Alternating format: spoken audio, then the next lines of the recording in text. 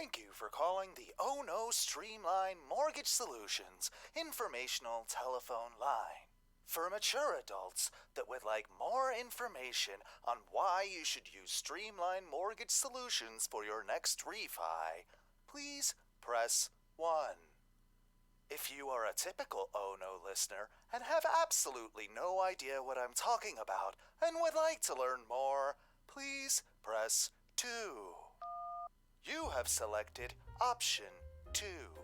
So, you want to learn more about refinancing with Streamline Mortgage Solutions. Let me help you. Repeat after me. Mortgage. Yes, a mortgage is a legal agreement by which a bank or other creditor lends money at interest in exchange for taking title of the debtor's property, with the condition that the conveyance of the title becomes void upon payment of the debt. In short, it's a loan that helps you buy a home at a certain interest rate. Next up, repeat after me. Refinance. That's good. You're getting it. Refinancing is the act of financing again, typically with a new loan at a lower rate of interest, which saves you money. Why would you refinance, you ask? Do you like saving money? Have you been saving money the wrong way? Has switching from Budweiser to Natty Ice not getting as much in the bank as you would like? Well, perhaps you are a homeowner looking to free up some cash. Do you have your eye on that new jet ski? Does little Timmy need braces? Do you still need to fix those holes in your roof left over from Hurricane Charlie? You need to call Streamline Mortgage Solutions. Streamline has been in the business for over 15 years. To get started, go to streamlineflorida.com. Streamline Mortgage Solutions is with you every step of the way, making it simple and giving you the service other companies can't. What's even better is that you can do everything over the phone or online with one of their experienced team members. Check out a testimonial from one of Streamline's latest customers. Refinancing your mortgage is not on the list of things you want to spend a ton of time on. Streamline makes it fast and easy. They explained everything, answered all my questions, and gave me a list of documents to get to them. Once submitted, they kept me updated weekly until my closing.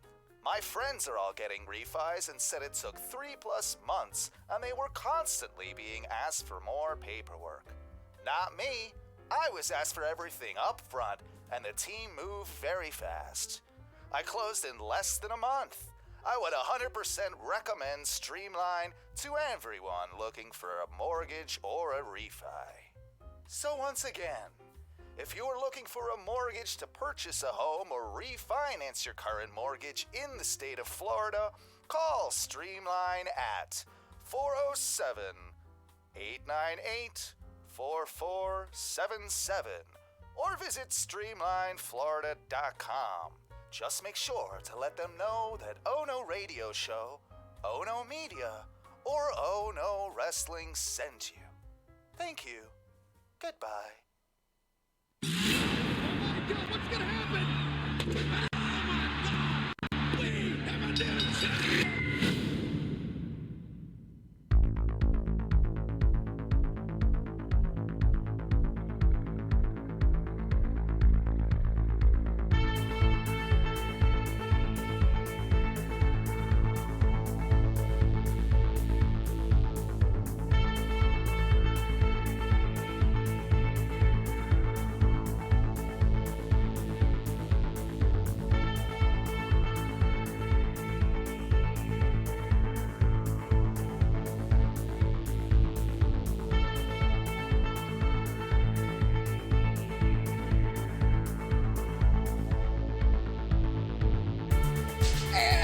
Welcome back once again to the Oh No Wrestling Podcast. My name is Owen and I'm your Sharp Break Kid, but along with me tonight as always, it's the good old King of Bong style Duncan. Oh yeah.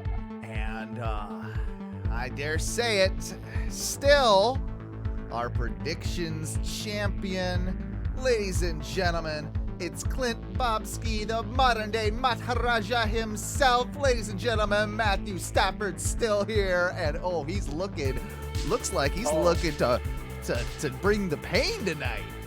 And I brought the belt with me, boys. Brought it all the way to Scranton. Brought this Oh No Wrestling belt. That is, you know what? Oh, the only belt that we could afford. The only belt that we can afford. It's from Bell's Outlet, and it's Genuine fake leather. Genuine fake leather, exactly. Guys, it's good to see you all, though. I mean, I can barely You see too, y'all brother. because I'm wearing sunglasses inside at night. But Yeah, well, if there's any podcast that you can get away with doing so and not feeling like a complete douchebag, it's the Oh No Wrestling podcast. That's one thing I will say. Not wrong. We do have Not more. wrong. We do have more predictions to do tonight, though. Not a ton, but we do have some, a whole 4 matches that we're gonna be discussing there. We'll do that probably towards the end of the show. But what do you guys want to start off with this week? I'll kind of throw the ball in your court. There's a lot to discuss. We usually start with WWE news. I was gonna suggest we maybe hit the AEW side of things, to start things off. But Matthew, it sounds like you got something as champion on the top of your docket there. Top of my docket, I got a couple of items here real quick. Not super important. I think the third one will be the most important that I'd like to get to. The first one, these were just passing thoughts over the past week watching wrestling. One of them is in regards to Lance Archer, watching AEW Dynamite last week. And his match with Jon Moxley, right? In his match with Jon Moxley. And I don't know if you've noticed his tattoos and the tattoo on his back. It's like the giant kind of like cross, and then almost it looks like a goes- creepy graveyard type thing. at the lower portion of his back, it's all blacked out, and then he has 2 smaller crosses coming up. Yeah. Do you think he had a tramp stamp? Oh, that's You got it covered very, up? very likely that because wasn't he a football player too? He would have been a football player. Was he? Yeah, I think so. And he probably would have been a football player in like the early 2000s when somehow it was acceptable for guys to get tramp stamps, and a lot of I mean, first of all, like at some point, it just becomes a place that you have to get tattooed, right? Like, he definitely had a tramp stamp. Yeah, Did he? Duncan is our tattoo expert. It looks like it was fucking covered up, like, and he just went full, complete blackout on it. Like, yeah. So it looks like it was some like Celtic. Oh, okay. Oh man, it's not as bad as a Panama City license plate. I will say that. Like, it's not butterflies and some tribal. What? I've never You heard like that that? one before. Yeah. Oh man, that's exactly what that shit is too. It's just like it's like dolphins coming out of some tribal.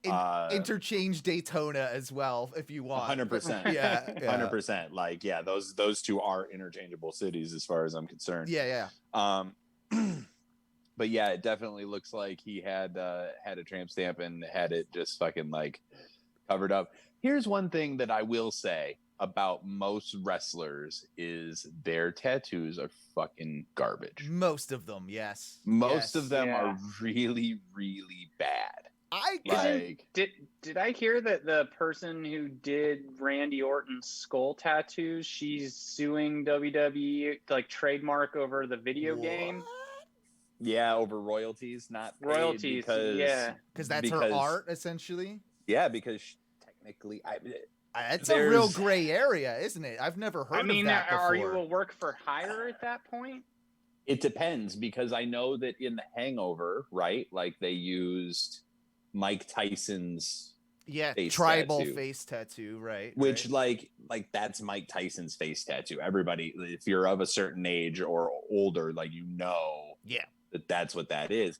And so like the tattoo artist that did that sued and won. So I know that it is like there is a precedent for those kind of lawsuits, and it's a really weird kind of gray area too, because like, at what point are you paying an artist to put their artwork on you? Are you coming to an artist with your artwork to put On that artwork on your body? Like, that's Randy's tattoos. 100%. That was that artist.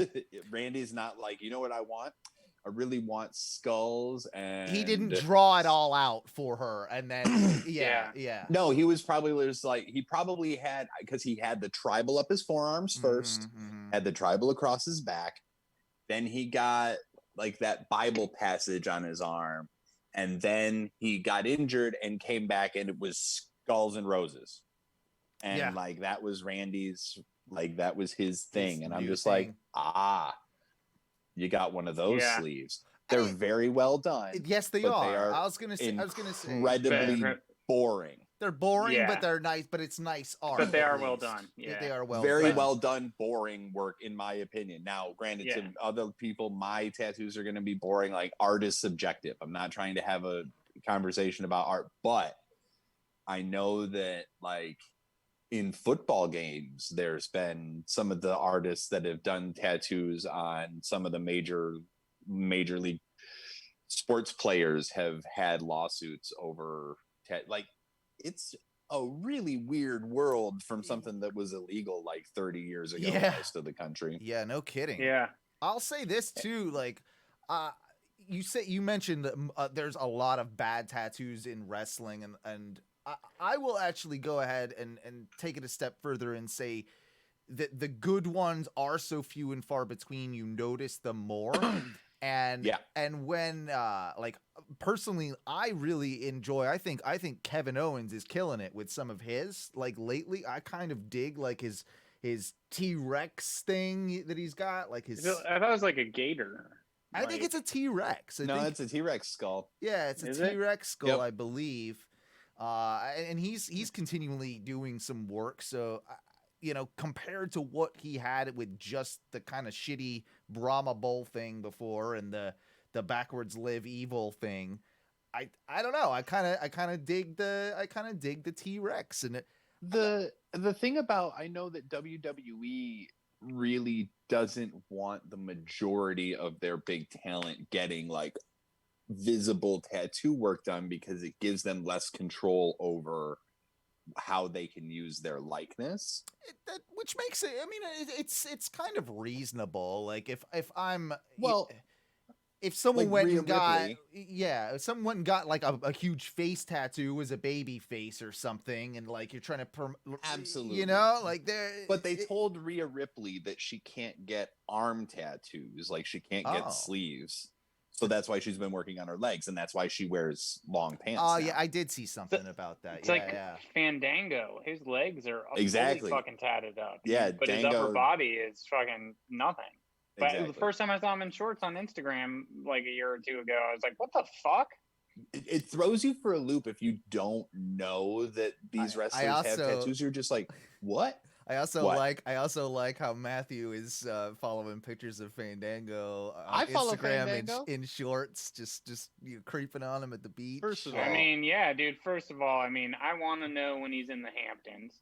I need to know when he's wearing boat shoes and khaki shorts, and you know, I'm always trying to just get a glimpse under those tights at the legs, and you know, the tattoos just popped up, you know, so. I have an alert set, a Google alert set, actually. So Fandango and shorts. So when that happens, it just pops up on my phone and on my Apple Watch, and email, everywhere. It just lets me know, like, get online right now. Put all of your attention on Fandango's legs. Absolutely. I mean, it's just favorite. Sorry, no. I was just gonna say it's just like how, you know, with twitch.tv/ONRS live. Anytime we go live with anything with Oh No Wrestling or Oh No Radio Show, it pops right up. It lets you know. I mean, it's your Fandango Shorts alert. That's it. That's a subscribe button. Yeah, Betty. Bronies. Yeah. Yeah. Maybe, you'll get a glimpse of this fucking belt. We'll talk about Fandango's legs Yeah. and just wear the so belt. I want to know who both of you favorite wrestler tattoos, I guess. Like, yeah. We I'm just glad you went there. how 'cause I about we was do? thinking How the about same. we do favorite and most hated, one each for each one of us? How about that? Is that good? that works. I'll start off because my favorite. It's iconic.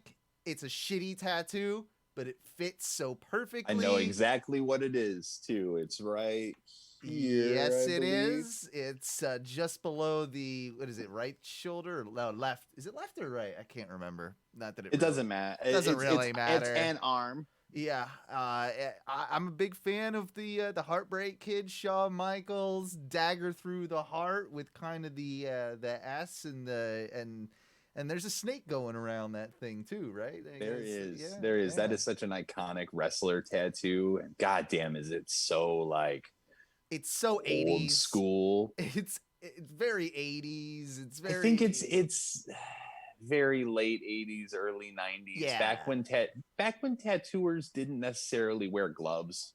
right. And back when like you didn't throw out the needles.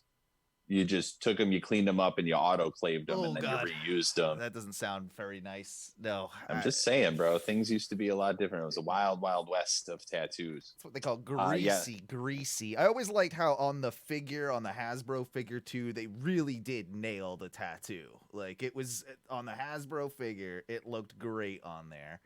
Oh yeah. My the worst. I mean, it's got to be. You brought up the Randy Orton tribal stuff earlier, but anything kind of tribal bothers me.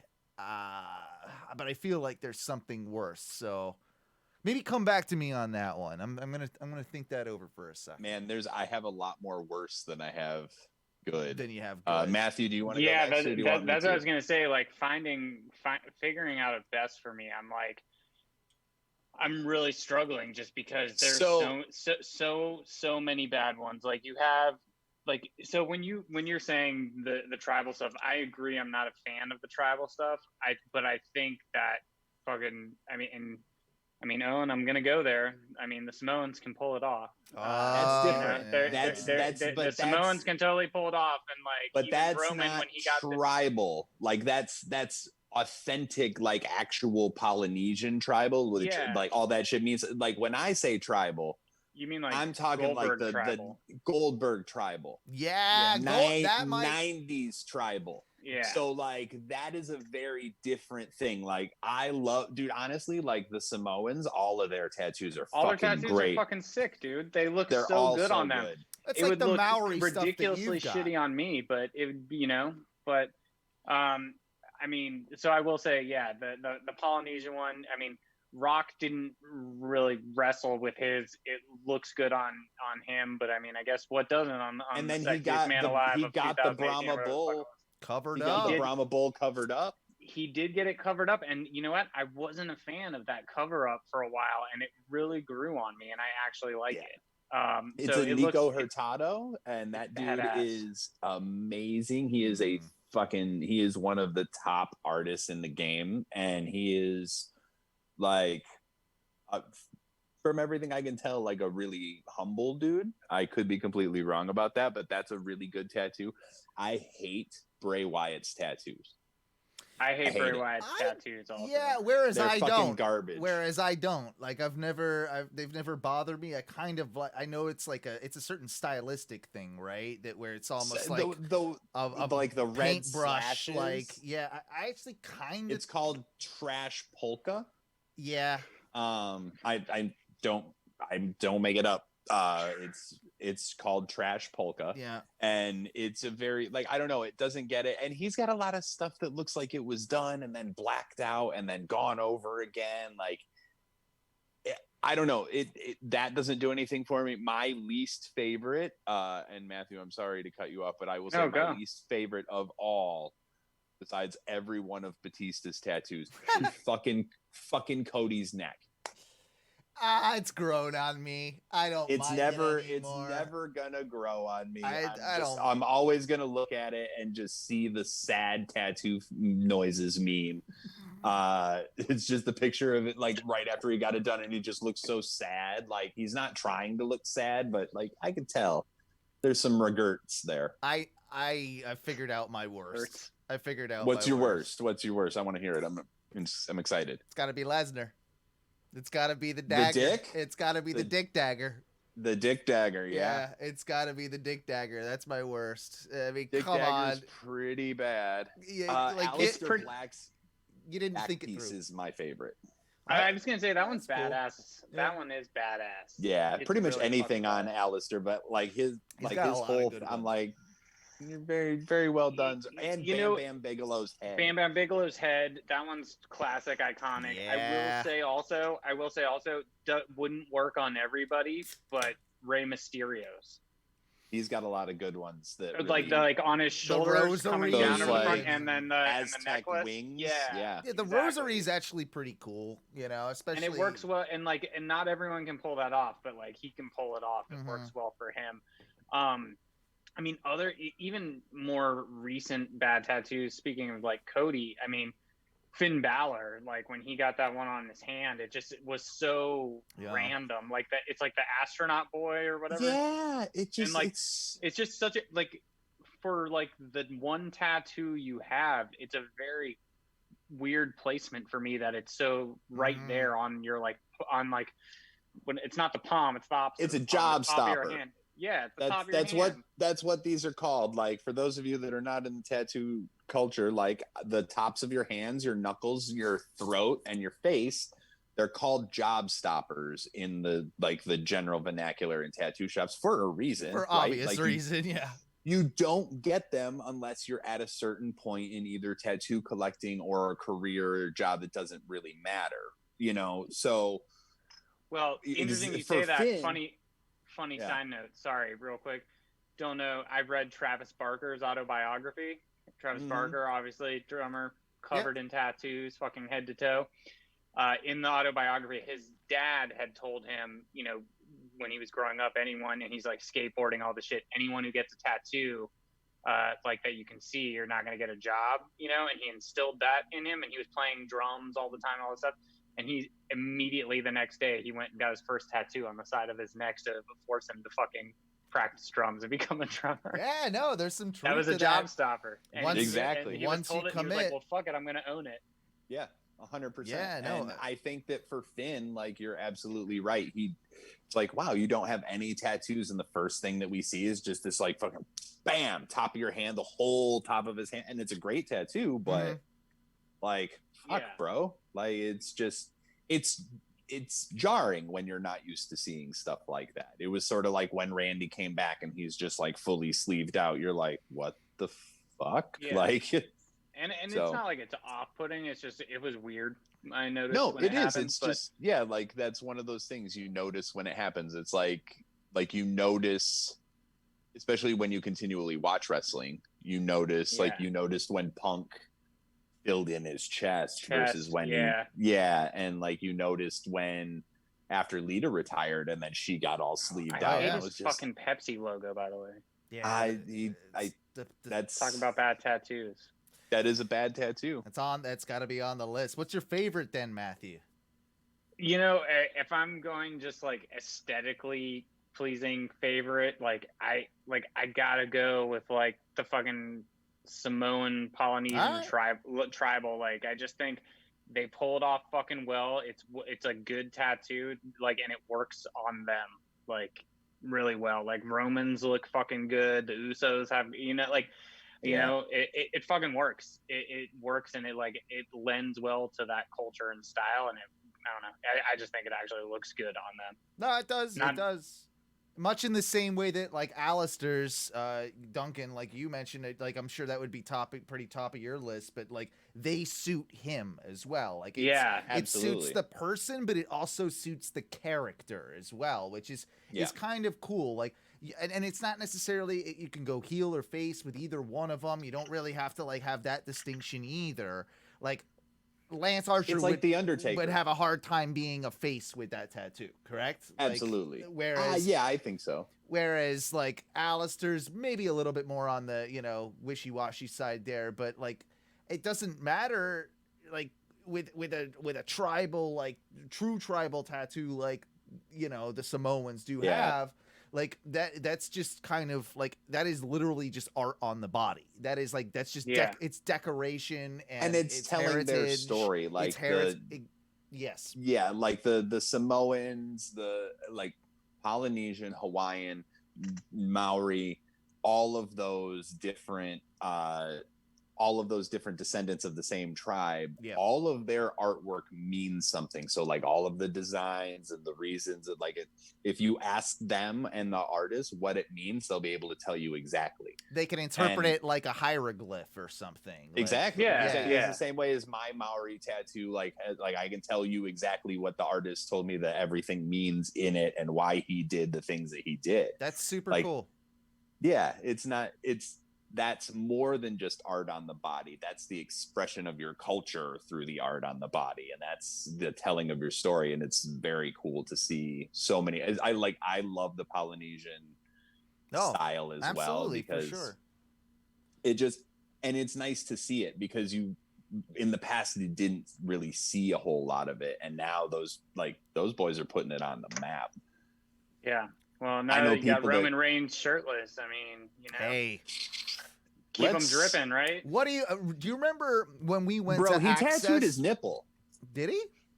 Yeah, like his nipple is fully fucking like done out, and that shit is like mad respect to Roman, but Jesus fucking Christ. Yeah, that doesn't sound fun. Do you remember the girl that we not met but saw at Access that was basically dry humping the cardboard cutout? Roman cutout? Yeah, of Roman Reigns. Yeah. I wonder what she's thinking right now now that there's shirtless Roman every week. Oh, she hasn't stopped coming since. I was gonna say the same thing. I forgot that Miro had that big tattoo up his back too. Yeah. Oh yeah, Miro. Yeah. And you know what? I don't hate that one. No, it's okay. It suits him. It suits him. It's not like my favorite, but I will say I'm not like I never think like, oh, I fucking hate that tattoo. Speaking of which, I mean, it's kind of, getting more into the wrestling world, and Miro is a great, like, starting off point here. Just because there's a lot of criticism coming out about how, like the beginnings of Miro in AEW have gone. And I don't necessarily agree with that. I feel like this is going to be a long, steady road with Miro. Like, this is going to be, he's a guy that I think, signed a decent length of contract, that not everything, we don't need to rush right into him being like, the top guy. I think he'll get there. But your thoughts on the beginnings of Miro, the both of you, because I've seen a lot of backlash against it, and I think, I think it's kind of unwarranted, and they might be building towards some really cool story stuff and multiple bits of stories with it. Yeah.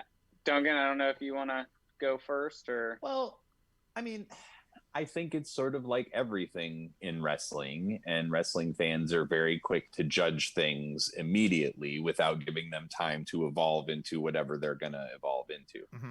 So, like, dude, wrestling fans, it's just like all we love to do. I say we colloquially, not we, the three of us, but like wrestling fandom in general loves to shit on everything.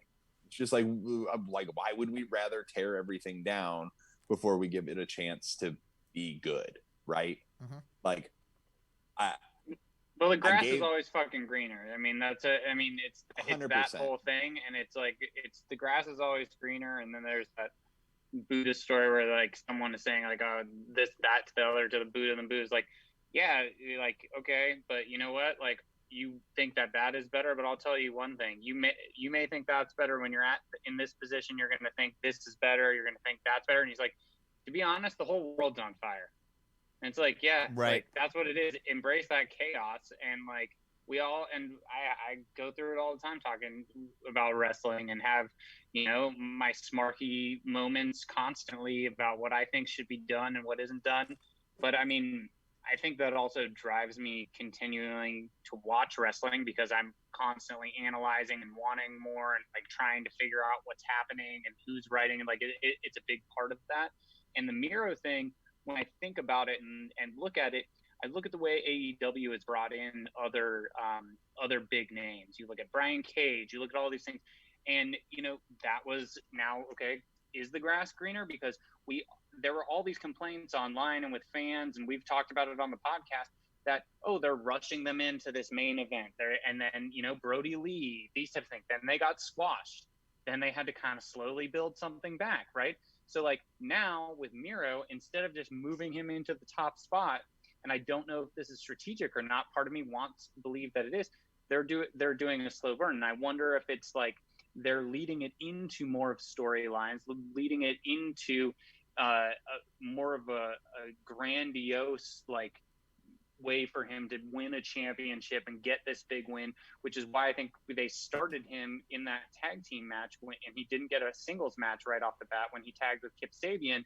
I think that there is some sort of master plan. I think AEW, having had just hit their 1 year Dynamite anniversary that we, got to see last week, I think they've learned some lessons. They've tried a lot of things, and you can't blame them for trying things. Same way WWE in the past year with COVID has tried things, and we've hated on it, but then thought some things were good and, could work. And I mean, I'm sure we'll talk maybe a little bit about Raw Underground and things like that, but like sure.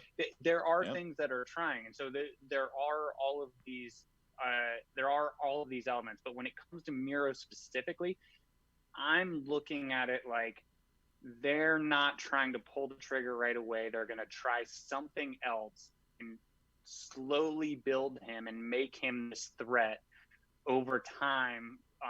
Like Owen was saying, multiple storylines or things like that. I think it's better than just throwing him in and throwing him to the top. They can't keep doing that with everybody. And I think maybe they've learned their lesson. And I mean, for Miro's sake, I fucking hope so, because he deserves it, and he deserves to be able to prove himself outside of the WWE, which is basically the only place he's ever been. So now it's not only give him the time and space to do that while he has that opportunity, but also say that opportunity is there. So I think it's like those layers of all of that. I mean, it's business and like his ability and skill plus his his fandom. Like you're taking all of that into account, and it's a complicated mix of things, but it seems like they're playing it well. And maybe people don't like it because they want Rusev Day, they want this, they want him thrown to the spotlight right away. I don't know if that's necessarily, I think maybe people would get sick of it and they'd be bitching that they did too much with him too soon if that was the case. No, I think that's pretty well put. The interesting thing now is we're a few weeks away from the next AEW pay-per-view Full Gear. What do you see that card shaping out to be? Because there's a lot of development going on. I believe tomorrow night. I mean, the card looks really stacked. And there's Penta versus Phoenix. God damn it. Yeah, I mean, there's a lot of stuff going on right there. Match is gonna be stupid. In the World Title Eliminator Tournament, as I believe what they're calling it. Starts tomorrow. So we've got, just to run through very quickly, we've got Jungle Boy versus Wardlow. We've got, as you said, Duncan, you've got Penta and Rey Fenix, against each other. Janela versus Omega. And then we've got Hangman versus Colt Cabana in the first round of the World Title Eliminator Tournament. So where do we think we're leading with this? With Jon Moxley obviously pretty convincingly beating Lance Archer. Where do you think, who is that next contender for the championship? Do you think they go Kenny? Do you think they go with somebody, or do they go Hangman? Do they go, I mean, I could see it even being Penta or Rey, to be honest. I can't see Jungle Boy or Wardlow. I can't see Jungle Boy, but or Wardlow. I think Jungle Boy will win that first bout just because he's had some really good showings. Wardlow, I don't know, in my opinion, that like I think it's going to be used to push him a little bit, to not Wardlow, push Jungle Boy a little bit more. Like when he had, you know, the match with Jericho, all these things, he can at least add some more things to, you know, his resume there in AEW. These are the people that I've beat. He's not going to make it through beyond that, I don't think. You know, I think, I mean, I would love to see it on you know, a luchador. I don't know if that's necessarily going to happen, but you then look at it and think like, okay, what are you then just going to end up doing Hangman Kenny? Like, see, and that's the obvious. I'm literally looking at the bracket right now. And it's the obvious choice, and if that happens, I think I don't know. I think you give it to Hangman. I actually think they're. Sorry, go ahead. Please, yeah, if you don't mind. No, you go ahead. Yeah. I actually think that somehow it ends up being Omega, Jungle Boy, and Omega really turns heel on Jungle Boy because he's the perfect person to make a heel turn against. That also leaves Hangman for later down the road. The big Hangman, say, you know, Kenny does take it from Moxley, and then you have a big Hangman Kenny for later down the road. Maybe the Dark Order gets involved and they, you know, cost Hangman the match with Colt Cabana in the first round. Therefore, he has reason to then want, you know, challenge Kenny down the line. I don't really know how you fit in the Rey Fenix Penta thing, but honestly, you fit that in by they're going to have a banger match tomorrow night. Yeah. And then next week, one of them is going to have a banger match with Kenny. Yeah, that works. That so works like really you get well. two great matches out of that. See, there's going to be. And then Colt could lose to Jungle Boy. That would make sense, you know, Colt if we get the screw lose job. Jungle Boy for sure. And then Colt can lose to Jungle Boy, which then makes it end up being, like I said, Kenny, Jungle Boy at the end. Like that. I think you can also do Kenny versus Colt. Okay. In the finals because of their whole thing on being the elite. That would, yeah. You could, and then you have Kenny go full. You could have Kenny go full heel on Colt. That works. That works almost as well as Jungle Boy. The same, almost the same outcome though. Yeah, I think that one of those two matches, either Kenny Janela or Colt and Hangman, one of those is going to have the winner you don't expect. Right. So either Janela is going to freak beat Omega.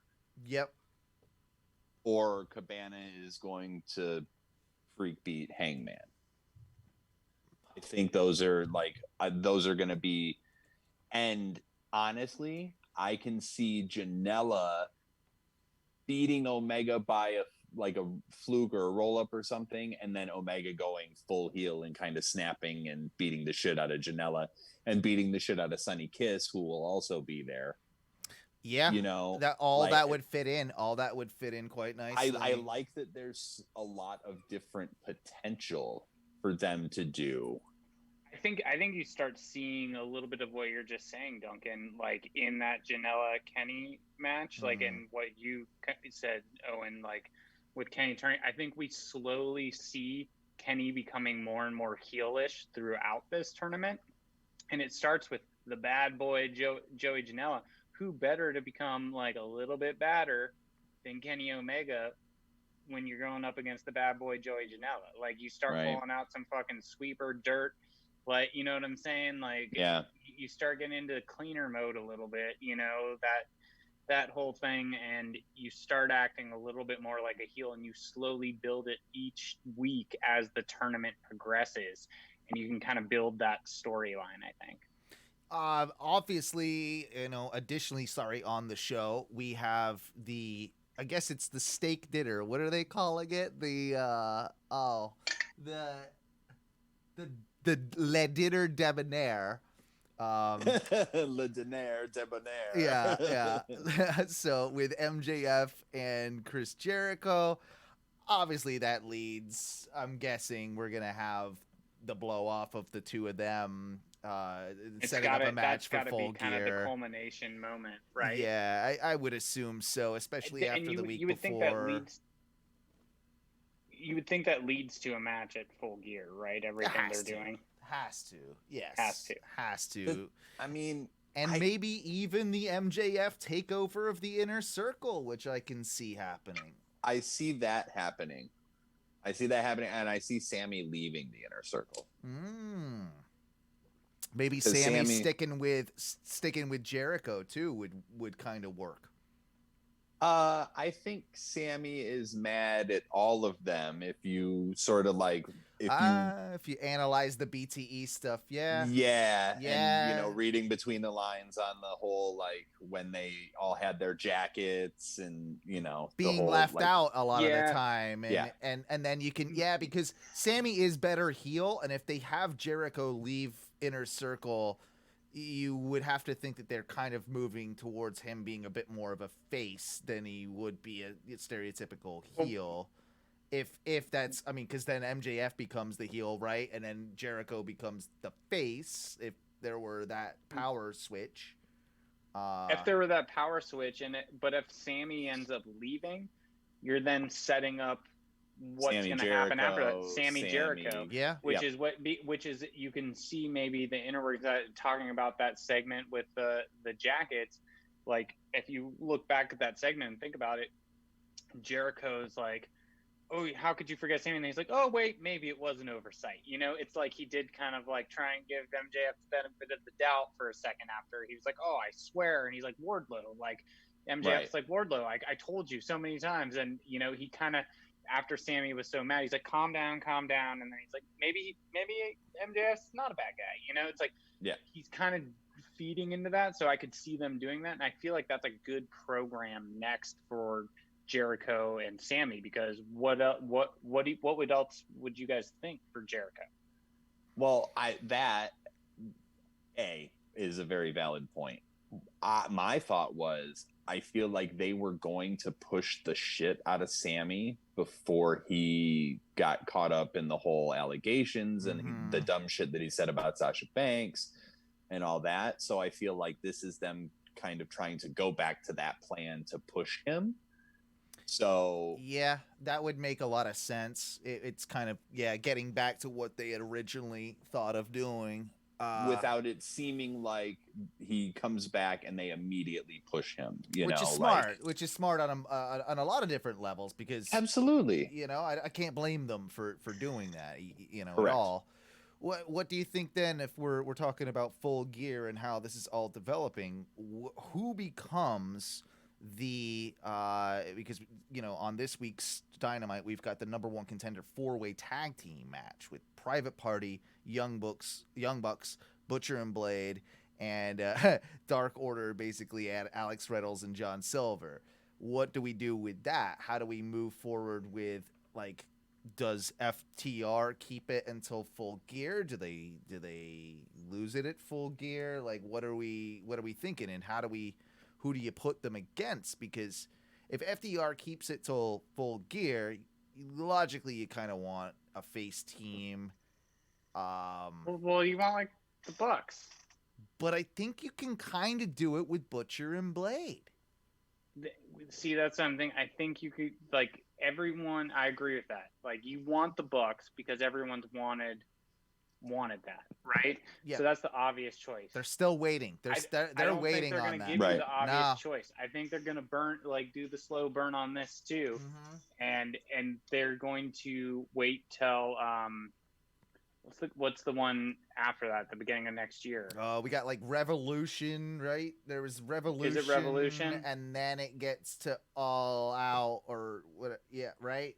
No, I'm mixing them up. No, All Out's in September, so it would be Double or Nothing. Revolution was the name of one last year, for damn sure. It was New Year's, but wasn't that New Year's Revolution? Well, so Revolution, not Full Gear, and then there was, I remember, Revolution or Revolution. something like It was that. the and name then, of the and then paper. there were Revolution. then there were the ones that they did the weeks or previously on pay-per-view that they did on TNT. Yeah, they had the whole Which Fight for was the the Fallen Fight for and Fallen Fighter Fest, and- which kind and of Fighter Fest, which I wonder how they're gonna continue to do these things, because they said they're gonna do 4 pay-per-views. Obviously, still in the age of COVID. This last one was the first time it was paid for in a while. It's easier with WWE because you have a subscription. I think you take one of the two, Fight for the Fallen or Fighter Fest, probably Fighter Fest, and you make that the pay-per-view. I think you got to make one of them one of the big 4. You got to make one of them mean something. And so I guess that then leads me to, when do you actually do the FTR Young Bucks match? Like, so that's a double or nothing or an all-out match, right? I think it's a double or nothing. It's a double or maybe? nothing match. Yeah. I think it's a double or nothing match. It works time-wise. You can keep it going and be interesting enough until May, you know. Like, or you do one match with them at Fighter Fest or Fight for the Fallen. It seems like Fighter Fest would be the one. You guys are right. Now that I'm thinking of it, over Fight for the Fallen, but then double or nothing. I have to interrupt though, because I just remembered something. The match is double or nothing. I just remembered something. I believe that they might have, this whole time, had Fighter Fest and Fight for the Fallen being on TV the way they were, because we missed one. Remember, they had to cancel Blood and Guts, which I think is meant to be the 4th of the 4 big, you know, like, yeah. So it's all out, double or nothing, full gear. There was Revolution, but I think Revolution was going to be replaced with Blood and Guts. That's probably, I don't know. I mean, that's an astute observation. Yeah, it's something like that. It does line up. It that's does for line sure. up. It does line up. And I mean, if you're gonna have, like, look at, and I know we're gonna get to it later, but Hell in a Cell, like, look at, like, you know, you at least have, like, WWE has like 1 or 2 like TLC like branded more quote unquote hardcore, right? Yeah. This would be their hardcore. That would be their hardcore every year, that they like are able to like fuck shit up. That makes sense. But they will allow non-sanctioned or lights out, or, you know what I mean? Like, they will still have hardcore matches on the other pay-per-views or on Dynamite as they have. I mean, think about when Moxley had that. Remember, like, the whole fucking barbed wire bed? Oh God! Oh man! Yeah. All of that stuff. I do want to ask you guys. I had it in my notes. Speaking of championships, and Owen, I hope you don't mind if I bring this up. I was thinking about this last week when I was watching Dynamite. I was watching Orange Cassidy wrestle and fucking tear down as he's been doing, and so I'll give him one of those right there. But I will say that, you know, it got me thinking. What I wrote here in my notes was, I want to know from you all, what would Orange Cassidy be like when he won the belt? What would his title run look like? You know, they don't have tons of belts in AEW, so just think whatever belt, but like, what would that look like? Because knowing his character, knowing the charisma, knowing the way that he plays it, we've talked about the fine balance of that character, the character work, and in the ring, then being able to, you know, just fucking kick it up and pull out a barn burner, because he's able to do that, and he's a fucking great wrestler.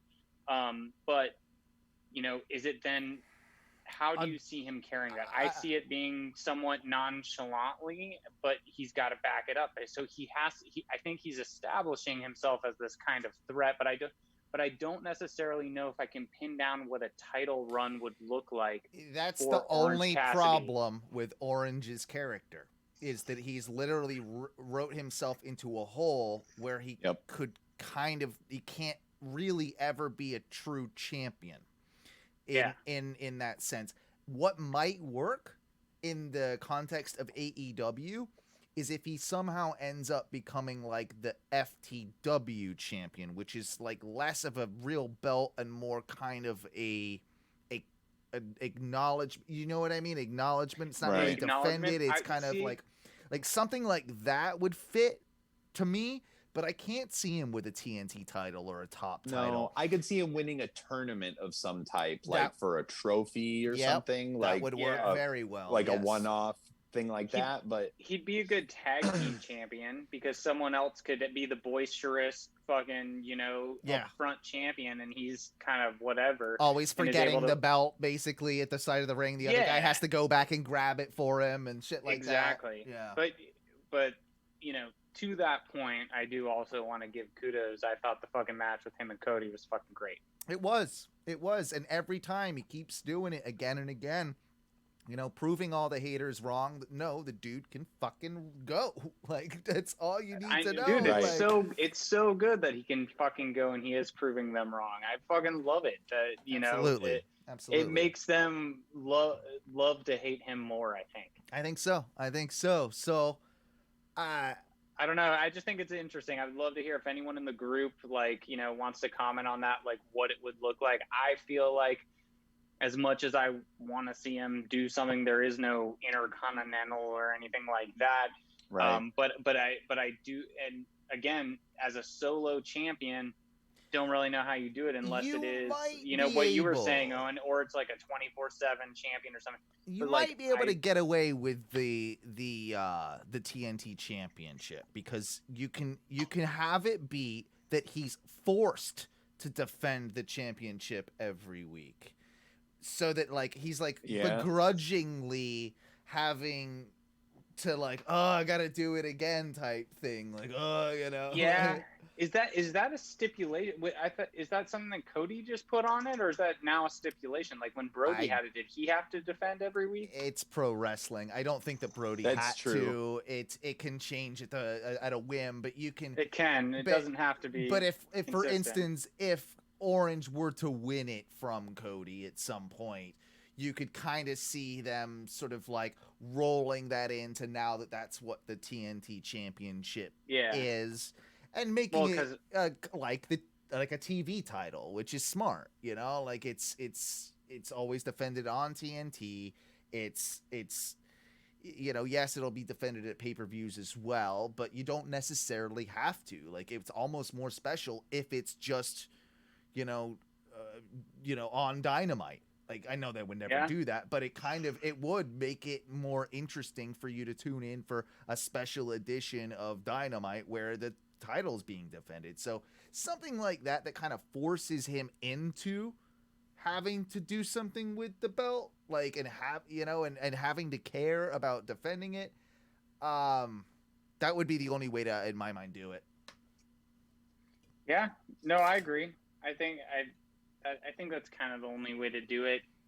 It's a fine line. I think you're right, Owen, when you say it's the character does put him in a little bit of a corner when it comes to change, and that's kind of where my thought came from watching it. I was like, as much as I want him to be able to do it, I just don't know how that championship run would go. No, I totally get it. I totally get it. It's I can't definitely really see him because, like you said, Owen, about his character, he has booked himself into a corner of not really being able to be a champion and unless he does a complete overhaul of the gimmick, which I think then loses the specialness of what Cassidy. He is exactly, and what the draw is in itself. Yeah. We were talking just a bit ago about that 4-way tag match, and I said Butcher and Blade. But now that I think of it, what if you really want to keep the belts on FTR for a while, if Dark Order again gets involved, and now you've got John Silver and Alex Reynolds, and the two of them can go up against FTR and obviously lose, that would kind of work as well. That would work. That would work. Private Party, I just don't. I mean, didn't they do that? Did they do that? I thought they did that already. No, they think probably they haven't did. done that. They haven't. No, but I don't think it's their time. They still have a lot of growing to do, in my opinion. And I think you're right. And I think. I mean, they do. I mean, they have so much fucking skill. Like, I will not discount that at all. But it goes back to what I said, I don't know how many podcasts ago, when Private Party was doing the promo, you know, and they were talking, and I don't know, there was just this juxtaposition that I was like, oh, wait, when they were doing this promo, I then realized one of them mentioned they were 23, and I was like, oh, that's the reason why your fucking promo isn't great. I was like, because you're fucking not a bad. I was like, you're fucking amazing in the ring. And I was like, and you're actually not bad on promo. I was like, but you're not like. You're not there yet. You're not like pro legend level at this point. No, you can tell that they're not. Yeah, which at 23 I wouldn't expect you to be. So I'm not hating, and they're doing, and they're still doing well. So don't take that as like a knock against them.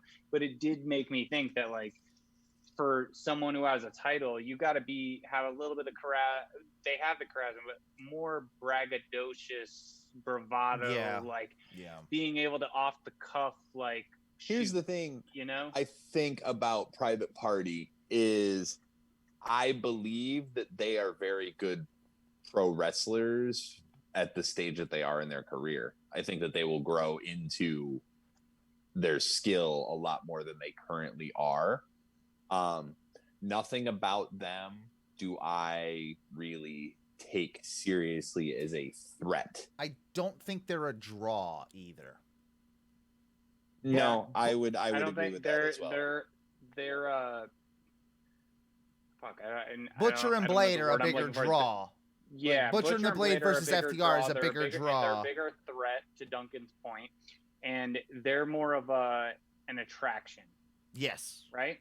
They're more of an attraction. Yeah, I think so. I'm also excited, though, for this week's AEW because Dr. Britt Baker, DMD, is in action.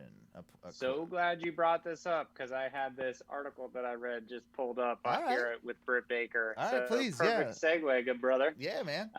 Working together. Yeah, so I read this article on Daily DDT the other day. It was saying AEW, the real problem isn't fans changing the channel. And it was about the women's division. And so basically it was talking, Britt Baker was talking and she was being interviewed. And basically, and I'll quote her here, she was being interviewed by Uprocks, and she was asked about the women's division and if AEW is working on it. She gave a pretty long answer, and the quote that stands out the most seemingly put like a focus on the fans not caring enough. And she said, it's no secret we're in a war every Wednesday night with NXT, so we need the ratings up. So for the fans that are so encouraging and saying we want more women, that's great, but please don't turn the channel when women are on TV then. Right. We want everybody to be watching the segments and cheering us from home. So I'm thinking there has to also be some sort of, I mean, obviously they're watching ratings and how it's moving through the hours and things like that. I'm then looking at the person that wrote this, and he's saying, okay, it's not just that, it is the fans, because he says, I've been timing women's matches on Dynamite, save for a few matches, nearly all of them have been under 10 minutes. On this week's anniversary show, so this past Wednesday, there were 4 title matches. He timed 3 of them. He said the opening match for the Tag Team Championship clocked in at 16:42. The next title match was for the TNT Championship, which went to a time limit draw of 20 minutes. The main event for the AEW World Championship ended at 12:48. The Women's Championship lasted just 8 minutes, 53 seconds. Right. So, like, well under there. So, basically, it's kind of like, even if you're putting... They won't get the time to showcase what they can do if you don't tune it. Well, and then watch you it get so that it justifies them getting the time. It's like it's a chicken and an egg scenario, isn't it? Like it's a chicken and an egg scenario, and then you also have the whole thing about them doing the women's tag team, tournament, and that was on YouTube, and it was not really mentioned on Dynamite or Dark, and then it was put on a Dark on a Saturday night. And then you go into, kind of these other things. And Britt Baker has done so much, especially while injured, her and Big Swole, to keep that going. That was one of the best things they could have done, throughout all of this, and they continued to do it. And I think, kudos to both of them for doing it, because I think that was such a good thing. And, Baker goes on to mention it really gave Big Swole a nice big push too. It really did give Big Swole a nice big push. Which, I like Big Swole. I wasn't sold at first. I was not a big fan, but I got to tell you, that's one of the ones that I've come around on, and I feel there's something there. There's 100% something there that will be much in the same way that Private Party right now is just kind of young, growing into who they are as professional wrestlers. I feel like Big Swole's doing kind of the same. I think she's doing the same. She's being given the opportunity, and I think she's, I won't say grabbing the brass ring, I'll say grabbing the bull by the horns, and kind of wrangling it in, figuring it out as it happens. Baker did say also in this interview, she said regarding COVID, I definitely think it's something the company's working on. We got hit hard. Our women's division, because of the COVID outbreak, half our roster is international talent when it comes to women's division. So you got to bring that. So we immediately didn't have access to any of those women. Then Chris Statlander got hurt, and I got hurt, and there's only so much time on AEW Dynamite to start with. I think there are a lot of factors, but I'm glad you brought up Britt Baker, because this article was something it's got to be one of the big reasons they brought in Thunder Rosa for a little while, just to kind of hey, we need to freshen this up. We need somebody that is available, that we could, we can cross promote, do some cool shit with. That's great. Has a bit of a buzz about her. Thought that was a really intelligent decision for the women's division of AEW. You were bringing up statistics and just times just now. I don't want to get crazy into, I don't want to be the demo god, if you will, but I will. I heard some interesting stuff that it really kind of does put it into perspective a little bit with how well that AEW is doing in the UK. Have you heard all this? I've not heard anything about it. Okay, so in the UK, you have similar to our over-the-air channels, but your basic CBS, you got your BBCs and all that, whatever. But then there's ITV. ITV is what would be almost as long as you pay your TV license. Yes, there's a TV license in the UK. You get ITV, and that would be again similar to an air channel here. Now, most other things that would be considered cable here or what have you, they obviously require, money. So it's the difference between, being on Fox or USA, for instance, right? Yeah, it's broadcast versus cable. Correct.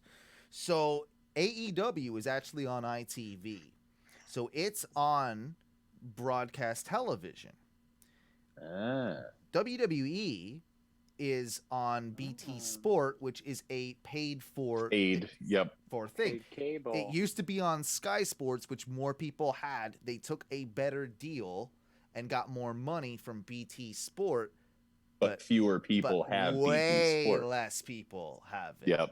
So what they're finding now is that it is slaughtering.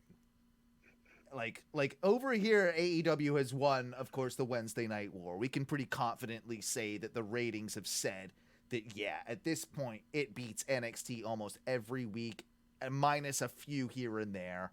Right. But it has kind of won that war. Over there, it's dramatically AEW is way, way, way higher. They're getting over 2 million for episodes of AEW. Now they're getting SmackDown numbers. They have actually beaten SmackDown in the UK. Basically they're beating everything but the first hour of Raw. They're beating every week if you were to really look at it. AEW Dynamite is actually beating them. Again, look it up for the actual figures and all that. But if you, it really did surprise me. You're a Brit. I trust you. Well, yeah. Don't ever trust a Brit. That's first Your mistake. country learned that the last time, didn't they? Like, that's, Yeah, well, I mean, isn't that how America was founded?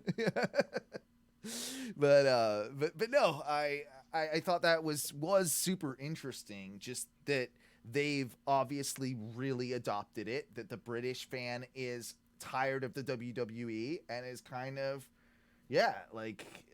Well, I mean, I even could more totally than see that. You look at British strong style. Like it's a totally different style of wrestling, and like when UK Championship and NXT and things like that, it was, I think, and I don't know the numbers, so I'm just talking out my ass here. This is just my own opinion, and it's not bullshit to state an opinion. But I think that they have more of they want more of a fast-paced, hardcore, brute force, in your face, kind of style. And I think that's what the UK NXT, the UK Championship was giving them. I think that was really smart when they did it. I think that you now give them an alternative and you give them something that is a little more fast-paced than WWE. You're watching more wrestling as opposed to storyline, which, as we were talking earlier, also I will say as a quick off note, when we were mentioning like the Sammy thing with the jackets and things, it made me think to a conversation we had a couple of podcasts ago about the whole thing with AEW and storylines and things like that. Still think they need to work that out. Obviously, it's only been a couple of weeks, and I don't know if they're listening to this as much as WWE does, but you guys should. We could help you out. We're happy available to change contracts. So, but anyway, I will say that I just think when I think of a British audience, I think more of a audience that wants brute force, fast pace, in your face, fuck them up, smash them up wrestling. They do, but they want the story too. The story, I think, is still paramount. I think that's the story is paramount. I don't know. I think about the who progress. Doesn't want the story in wrestling? Like, I don't watch wrestling just to watch two random people that I have no somewhat emotional investment in the storyline wrestle. If that's happening, catch wrestling is cool, but you don't want to watch every match like for eternity just to be catch fucking wrestling. Yeah, right? no, like, I do. I want to get caught up in the fucking fandom and I want to get caught up in the storylines, but there is a fine line. And so you look at now, again, it's this WWE and the storylines that they do and how they present them. Then you look at AEW and how they present them, and we say, okay, they're presenting them on multiple platforms. Do I go to Being the Elite? Do I look, to Dark? Dynamite only has so much time, but that's their main show, so they're trying to do as much wrestling as possible. There's so many like extremes, and then like there's no like middle ground, and I don't know in today's world if there is a way to do that, or the best way to do that without being subscribed to some sort of network. And I thought about this the other day with WWE. I read an article about, I forget the guy's name now, and I'm sorry, like he's been doing promos on Raw Talk, and he's been cutting Cena promos and like Macho Man promos and like Dusty Rhodes promos. He's been like, I guess they've been having I don't know people who this on is. and cutting. I guess they Mazador or something. I don't know. He's a wrestler, or he's like a fan? He's signed to WWE, and he's been in NXT and WWE. But they've had people on cutting promos, I guess, on Raw Talk, right? But this is the thing: I don't watch Raw Talk. I've never. No watched one Raw does. Talk. Does anyone? So there is an oversaturation of, so when you are then a subscription based provider like WWE, right? There's an oversaturation of content that can happen. Then you look at AEW, and there's not a subscription, but I have to look so many different places to find it all. To like, I'm like Charlie in fucking that episode of Always Sunny in Philadelphia. Oh, doing all the strings, like, trying to connect the fucking dots. Pepe Sylvia, No, and you're right, and it really does tie into one of the questions that we had from Kyle Deuce, of course, our good friend Kyle. Deucey Deuce, how you doing, buddy? He did say, like, what are you thinking of the Being the Elite belt and tournament? Thoughts on Kenny's heel turn? What about BTE as of late seems like the only character development we are getting for AEW has been on said BTE. And it is. Yeah, you said that a couple of weeks ago. Yeah, you absolutely did. But it is true, and it's continuing to be true.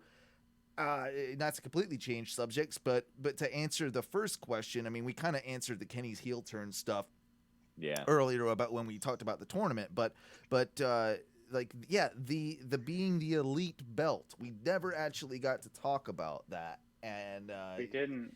What do you guys think of it? I mean, stupid. I mean, it actually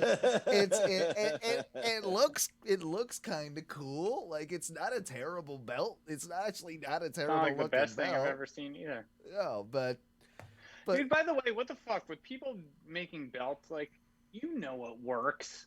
Yeah. Come on, right? Make some cool ass fucking belts. Right. Make me fucking cool. Don't fucking make me like and I don't know. I think Owen, I think you like the new Intercontinental belt.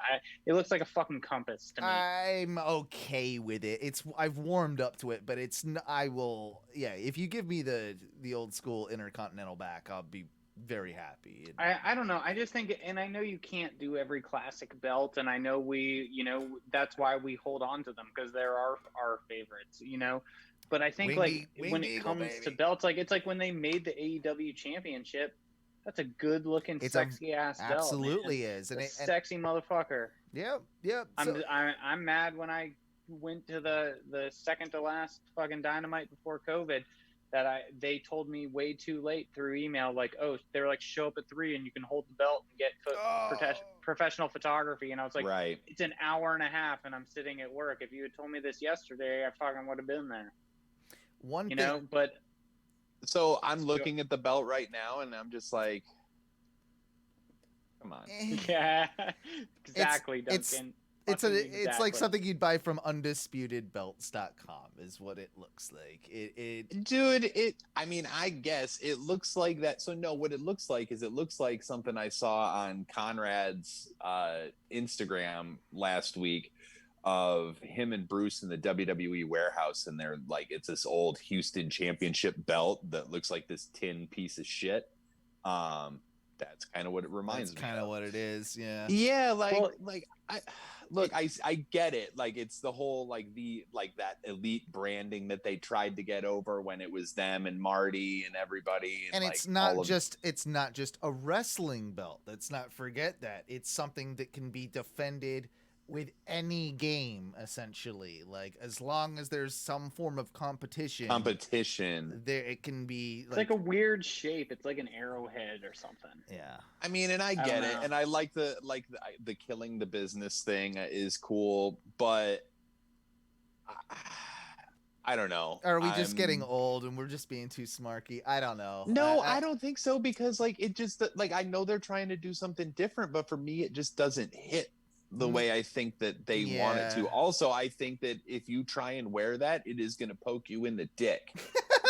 It's a good point. If you look at the motherfucker, I mean, seriously, look at it and look at the way it's shaped. Like, that is going to be an uncomfortable son of a bitch belt to wear. Like, why would you?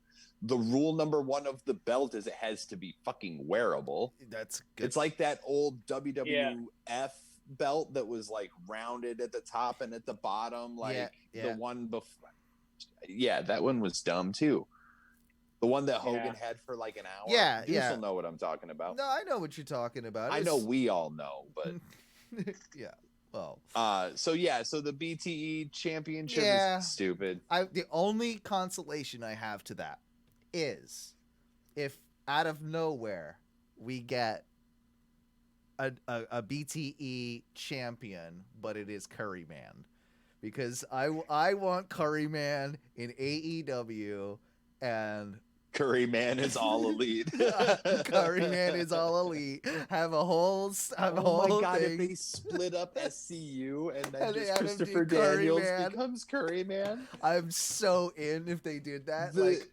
Just give me Colt Cabana versus Curryman. That's all I need. That's all I need. That's all I. I'll stop watching wrestling after that.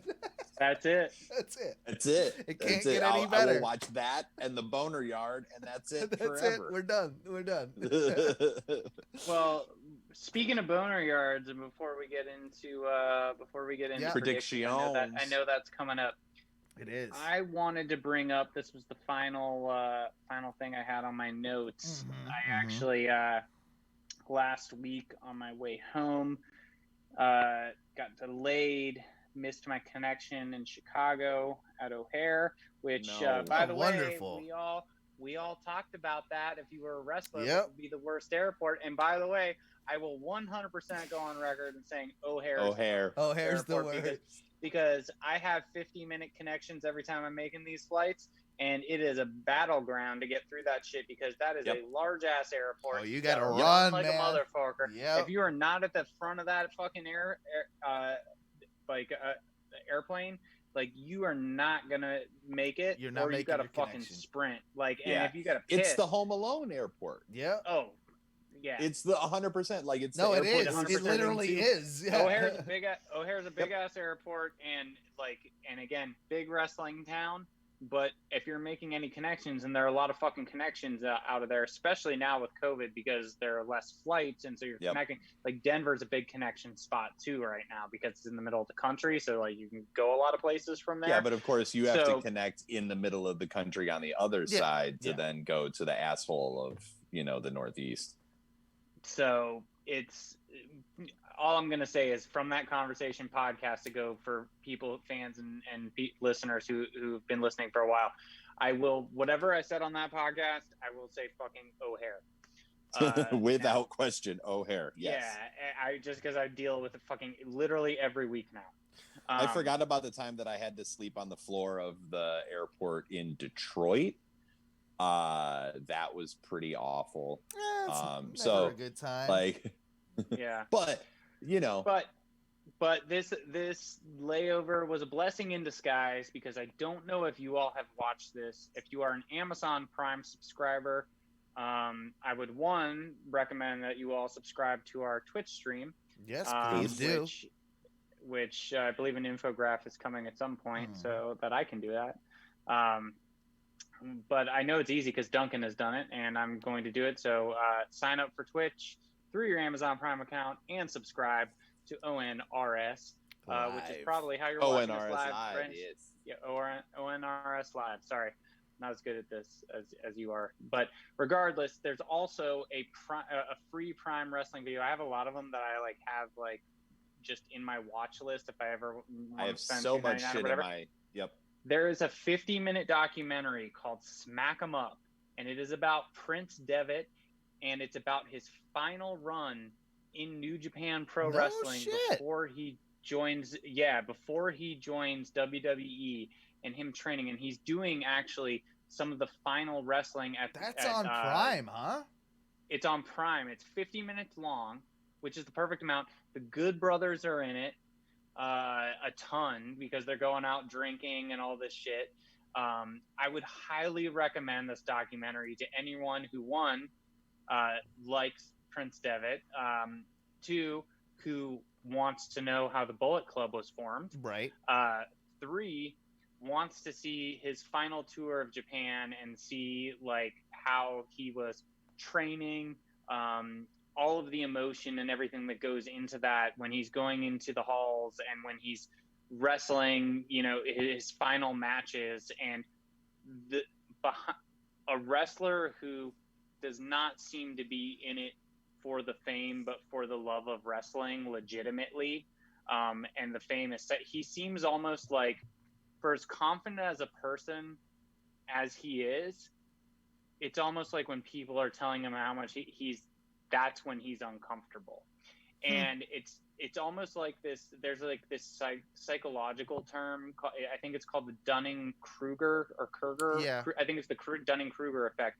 And it's like someone who's really smart at something and almost like an expert or master at something, they seem so humble when it comes to that thing because they don't think they're good enough, and they understand that I know a lot about this, but there's so much more to know, and I do this because I like it and I'm interested in it. And I really got that from with him. Watch that documentary. You're I gonna get will. some awesome. You're gonna get some awesome fucking quotes from the Good No, Brothers. no, absolutely. Also, that you get to see the dojo that he lived in for fucking like 8 years in Japan. The New Japan dojo is like a fucking shed, and he's like doing the laundry, all this sort of stuff. And I cannot recommend this documentary enough to fucking wrestling fans who like Japanese wrestling. Prince Devitt / Finn Balor, and fucking if you want to just see how Bullet Club was formed. What's it called again? It's called Smack 'em Up. Smack 'em Up. All right, yeah, I'll definitely have Smack to put 'em that Up. in It's the a notes. 50-minute documentary. It's free on Amazon Prime. Write that down. I had it in my watch list because I have a bunch of just random wrestling documentaries on my watch list on Prime that I have to pay for, and this one has now turned Prime. Oh, that's awesome. So if you're a Prime subscriber, it's free. Awesome. No, I'll definitely. I'm writing it down right now. Smack 'em up, and yeah, that's homework for everybody. Well worth your 50 minutes, everybody, and you will love fucking watching Anderson and Gallows fucking, especially when he's in his final match and he's leaving the dojo and fucking Chad is there and he's like got to steal some glasses because he's cheering up and. Well, we got Talking Shop-A-Mania 2 coming up before too long. I think that's. I just listened to an old ass Art of Wrestling that was Colt and the Good Brothers from like back in the day when they were still in Japan before they came to WWE. I'm like, oh my god! I was laughing so hard. Kelsey thought I was gonna pass out because every time Carl does the fucking. And now I present to you the worst podcast ever. Every time they do the fucking Fink voice, I just fucking or Stone Cold, and they were doing Stone Cold into Fink, and then it's just like shut up, Carl. Like it's just, the best. I lose my shit. And we've got a ball for a ball match coming up on the next one, so that's obviously going to be a ball treat. For a ball. Ball Jesus for a ball. Christ. I did want to just for a ball to bang diggy. we gotta shit. We gotta do predictions, but I wanted to just briefly mention a few key moments from last night's Raw. I'd be remiss if I didn't do so. So the Retribution have essentially just been buried completely. Oh my god! At this point, their first match they got a DQ. Second match now they've lost cleanly with a tap out to the Hurt Business in a tag team match, and then we got the Fiend coming out and single-handedly destroying every single one of them. This is a week removed from Mustafa Ali becoming the leader. The leader of, and you had that interaction with Alexa Bliss too. I just wanted to call him Les Resistance, but I'm like, no. That was like back in 2006, and that was might actually be cooler. So yeah, there's a lot of bad things going on here. I've heard a lot of people talk about it in just the sense that this feels like something that WWE is punishing them for. Like, this is by design burial. Like, this isn't necessarily something that just kind of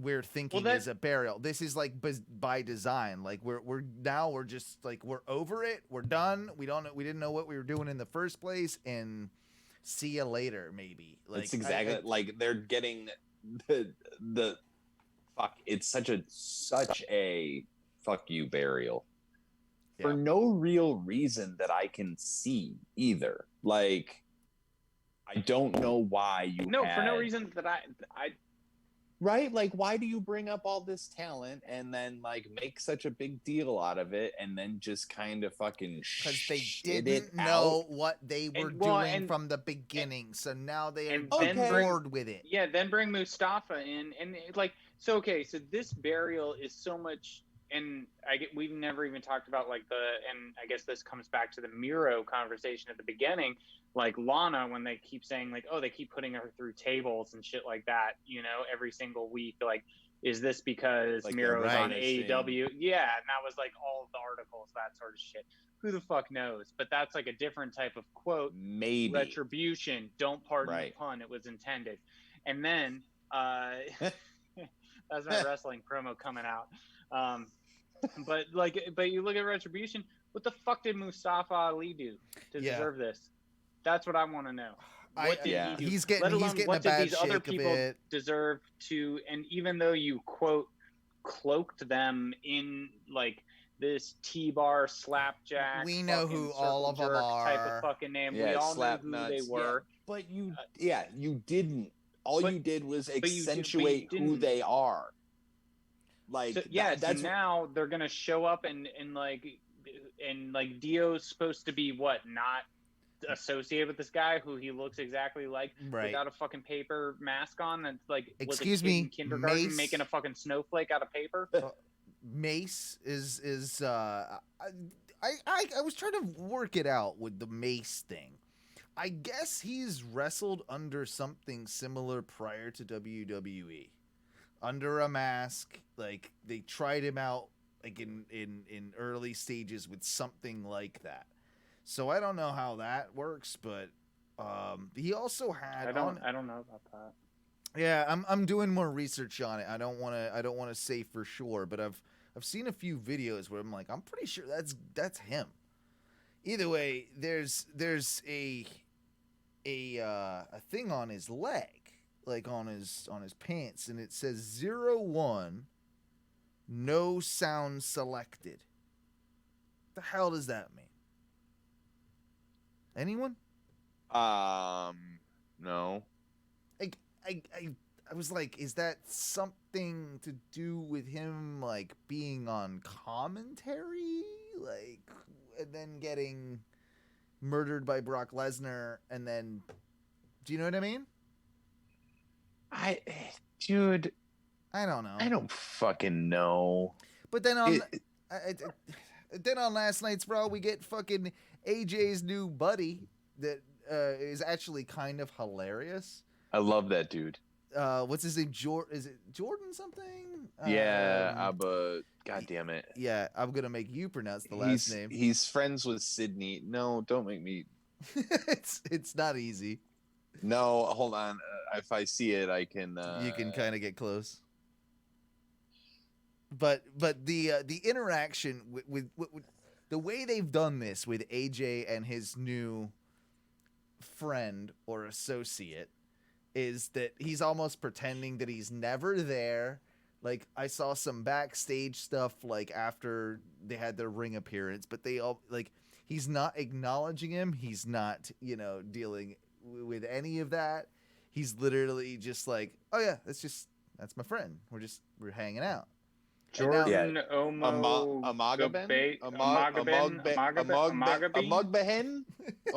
Amogbehin. Yeah, good. Yeah. Jordan Amogbehin. He's from Nigeria, so obviously we are going to fuck that up tremendously. I apologize to everybody listening. Sorry, Nigeria. Sorry, Nigeria. Well, I know that Nigeria, he's we got a like, big fan base there. We so do. back when our friend what's his name now? God damn it, I can't even remember. Okay. Akeem Young. Back when our friend Akeem Young got signed to WWE, he was making videos Instagram stories with another signee, and Jordan was in a bunch of them. That big bastard. Yeah. And it's basically what I just he was love doing the was being a big juxtaposition. bastard. I just love the juxtaposition between him and AJ. Of a 7'6" I Nigerian. love the juxtaposition. I love the fucking black shirt with the fucking gold chain. Oh, Teresa was like, he looks cool. Like that's, yeah. Dude, I'm gonna say this dude would fuck all of us up at the same time and then want more. Yep. Like, I want to see more of it. I dig it. I dig this whole thing. I fucking really like it, and I like him with AJ because it's you got so some bizarre. Dude who can run his. You got some dude who can run his fucking mouth, and he can back up a lot of it in the ring. So then you only need this dude to step in when he runs his mouth so much, and then gets into a pinch in the ring, and then you have him pull some shit and smack someone down. If they do this right, it's the new Shawn and Diesel. Diesel, exactly. Yeah. And it's the face that runs the place right now, too. Yeah. So I think that like honestly, they have some gold here if They they really do. It right. do. They really So do. yeah. So So Well, they'll congratulations probably to him. So yeah, they probably will. So there you was know. they obviously had the He'll be match part with of a- Riddle, you know, which or he Right. had the match with Riddle, which is still weird and everything. Like I just can't, you know, the Riddle thing. I don't know, man. Like it, Can't get back into him. no, I'm having trouble Yeah. with that. I'm really having trouble with it, and it's a little bit of a riddle, man. yeah, It's an enigma.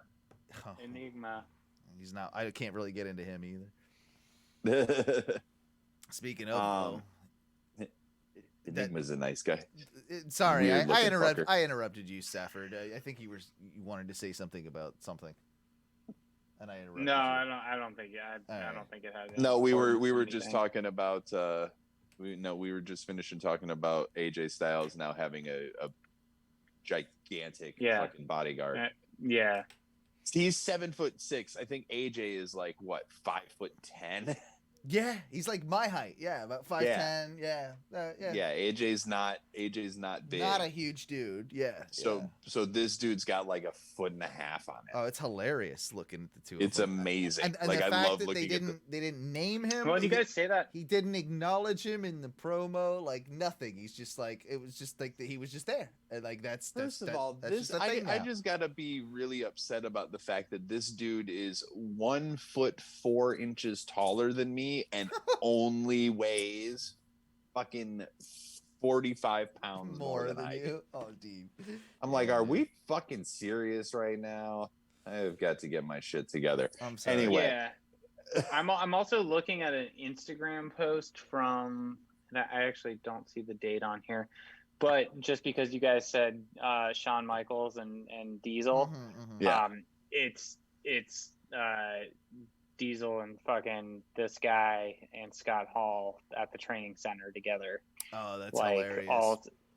yeah, which is a fucking great picture. So That's Kevin Nash awesome. posted that. I don't know what day he posted it, but said spent the past week at the WWE Performance Center and things are looking up.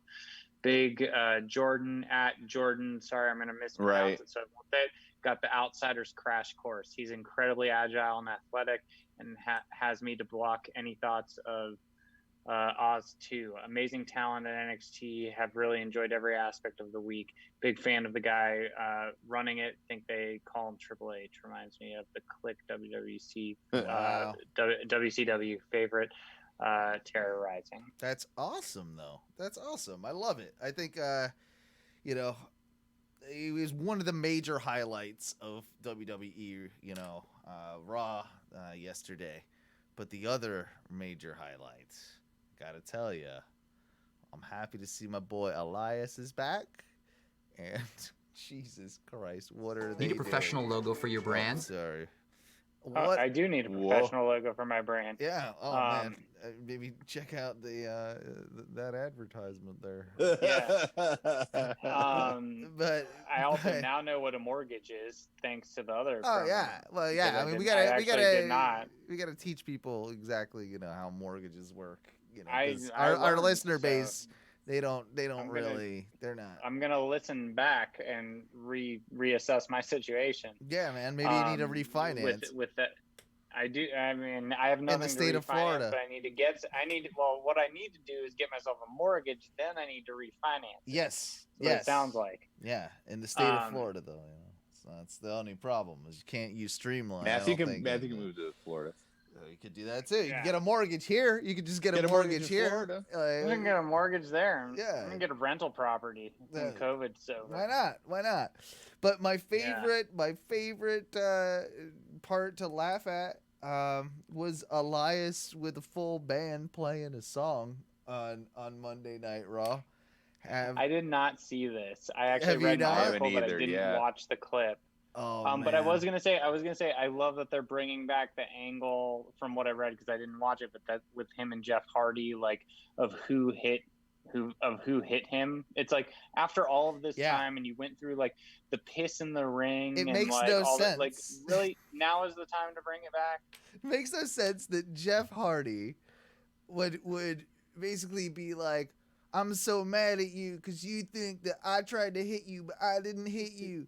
and I'm gonna fight you now. So now you hit me with a guitar. So now we fight. And it kind of rhymes with car. With guitar after I didn't hit you with a car. I hate it so much. Everything God about damn this it. was terrible. This is the song. I can only play a little bit of it, so I'm just gonna. I was gonna say, just like, so we don't got get about 5 seconds, so we don't get copyrighted. Yeah, butt fucked by copyright. So I'm gonna try and play a little bit of it, so you can just get the gist here, Duncan. Here we go.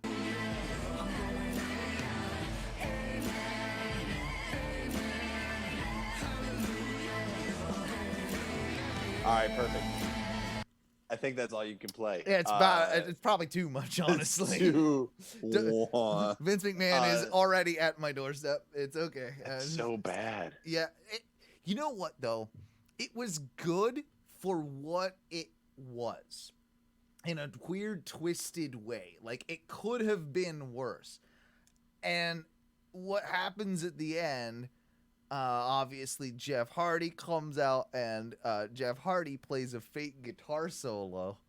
And like you have to see I it. hope it's as bad as Lil Wayne trying to play a fake guitar solo. Oh on my SNL God. at one time that he tried. If you've ever seen a concert, you can tell every bit of this is like lip synced, recorded. Elias doing his best pretend guitar. Like, Elias can sort of play, but can't really. Come on, he But can't right. really. Like, and then Jeff Hardy coming out like, I like how that's what this is. Is like, Jeff Hardy is a musician too, so he's he's, you know. Oh yeah, you guys didn't know he played the guitar? Yeah. Here he is. And here's the thing, like, I'm a music guy. That's why this just amused me so much, like, because I've obviously been in bands, I've worked on stages, so have you, Duncan, so have you, Matthew. All of us have that. And that's what's so hilarious. If you watch this lip sync performance, you start seeing through the holes of it all. And at the end of it, you've got Matt Hardy like overshadowing or out, what's the term, like overstaging, upstaging. Yeah, the lighting company from Chicago. Yes, exactly. And so he's like, his back's turned to him with a black hoodie on, and this, like, the guitarist is, you know, he's doing the fucking crazy Like solo. Wheedlies, yeah. And The he's, Wheedlies. yeah, the Wheedlies, and of course Elias feels Rest in peace, Eddie Van Halen. That's just yes. Rest in peace, Eddie Van Halen. speaking of Wheedlies. Yeah, and a radio show had a good thing a week or so back when he passed about that. Yeah, exactly. But no, we you know, Elias gets all pissed off here. Oh, There's my Jeff God. Hardy right there. Dude, it There's sounds Jeff like Matt. Hardy. That's Jeff. That's Jeff Hardy. That's Jeff Hardy. That's pissing off Elias because Do you remember Is he in a the Guitar 90s? Center right now? No, is he Man Mountain Rock? Do you remember that dude? The guy with the Man WWF Mountain, logo guitar? Dude, Yes. I fucking forgot about that guy until a couple Man, weeks yes. ago. And I didn't think about him until you just said that. Jesus Christ, he lasted all of what, like 2 months, and was Maybe. like, I think the guitar lasted longer than he did. probably. The I guitar wanted was that dope, guitar. though. That guitar was dope. I wanted it so bad. The WWF guitar. Dude, like in the chrome, like that old school Oh. WWF chrome logo. Sexy as shit. Nothing sexier big than shot. chrome. Even I don't know now. who you think you are, but this is Elias's show. So why don't you hand me that guitar? Why don't you give it over, okay? This is my concert. Are we I'm allowed totally to play? watching. Are we allowed I am to play totally any of watching this this? segment. I'm totally watching this segment. Hey, we're doing our best to talk over it enough and be short Oh, enough I to got you. try not get I'm- fucked. Yeah. God. By the way, Duncan, I fucked up, and my week-to-week Sling/Hulu that I get my free weeks on. I Yeah. have probably 900 different Gmail accounts at this time. Oh, you let it slip and you got hit. Some of for a them with your month. dog's name. I got hit, so I got the next Oh. month on Sling if you want for AEW. I'm in, bro. I'm in, good Yeah. brother. I appreciate you. Yeah. Do you guys? I'm sorry that you got. Oh, sorry. Whatever. It was bound to happen one day. It Yeah, was. one of these Glad it was days. on Sling for $20 as opposed to fucking Hulu for $54. Oh God, yeah. Damn. That's nasty. All right, so That is nasty. God damn. It like, is. that's- I'm like, all right. Well, if I break it out, it's $5 a week, and I Yeah. have been getting it free for how long? that's a good Yeah. point. That's a good point. We don't have much time, and we better kind of throw a couple predictions in. There's only 4 matches, so So it should far, be pretty, yeah. so far. So that's all we can do for Hell in a Cell. So starting off the night, I feel like Roman J closes the night. So we'll start with closing the night with Roman and Jey Uso, because I think that's a pretty evident one. But it's an I Quit Hell in a Cell Hell in a match. Cell, yeah. It's And I an have- interesting. It's an I quit, but like Roman has said that the consequences will be great or something like that. It was to that something along effect. the lines of yes, the greatest consequences You of gonna get any kicked out of the match. family? That is exactly what my thought process is. Is that Yeah, I think he'll So get. it's like a video. It's a video of The Rock taking his name off his phone Oh, or something. yeah. Like he loses. Well, and maybe Is that- even having Jimmy Uso turn on him, like having to turn on Oh, him to kind yeah, of like that He gets one. banished Yeah. from the banished tribe. from the tribe. Like that's why it's an I quit. I have to quit the tribe because I'm a problem type deal. So that's my thought process. But then does that eventually break up the Usos? It does for a little bit, and then Yep. probably has the 3 of them as a stable at some point You later think- down the road. Yeah, but do you think it leads to a match between Jimmy and Jay? I'd watch that match. Yep, me too. And yes, I think it does. Yep. Why wouldn't it? I'd watch that match. I'd watch that match. Obviously, Roman. Obviously, Roman across the board, right? We're not Yeah. that. Yeah. We're not that. Nobody's that naive. No, and as much as like we like to do different, things to kind of try and win, you're kind of a fool. That's if not you're the one. Yeah, it's not the one.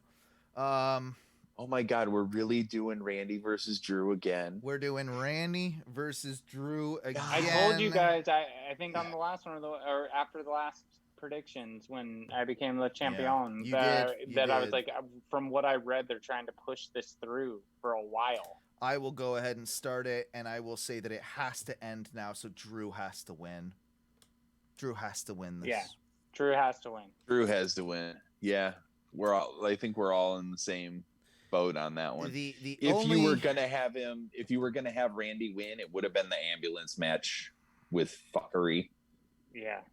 Yeah. But you used up all your fuckery to get. Although you used up all your fuckery to get Drew to win, so maybe when it comes to a straight Hell in a Cell match, you know what I mean? I think, But I I think think that they Drew need to end wins. it. I think they're going to beat the shit out of each other for as much as those two will.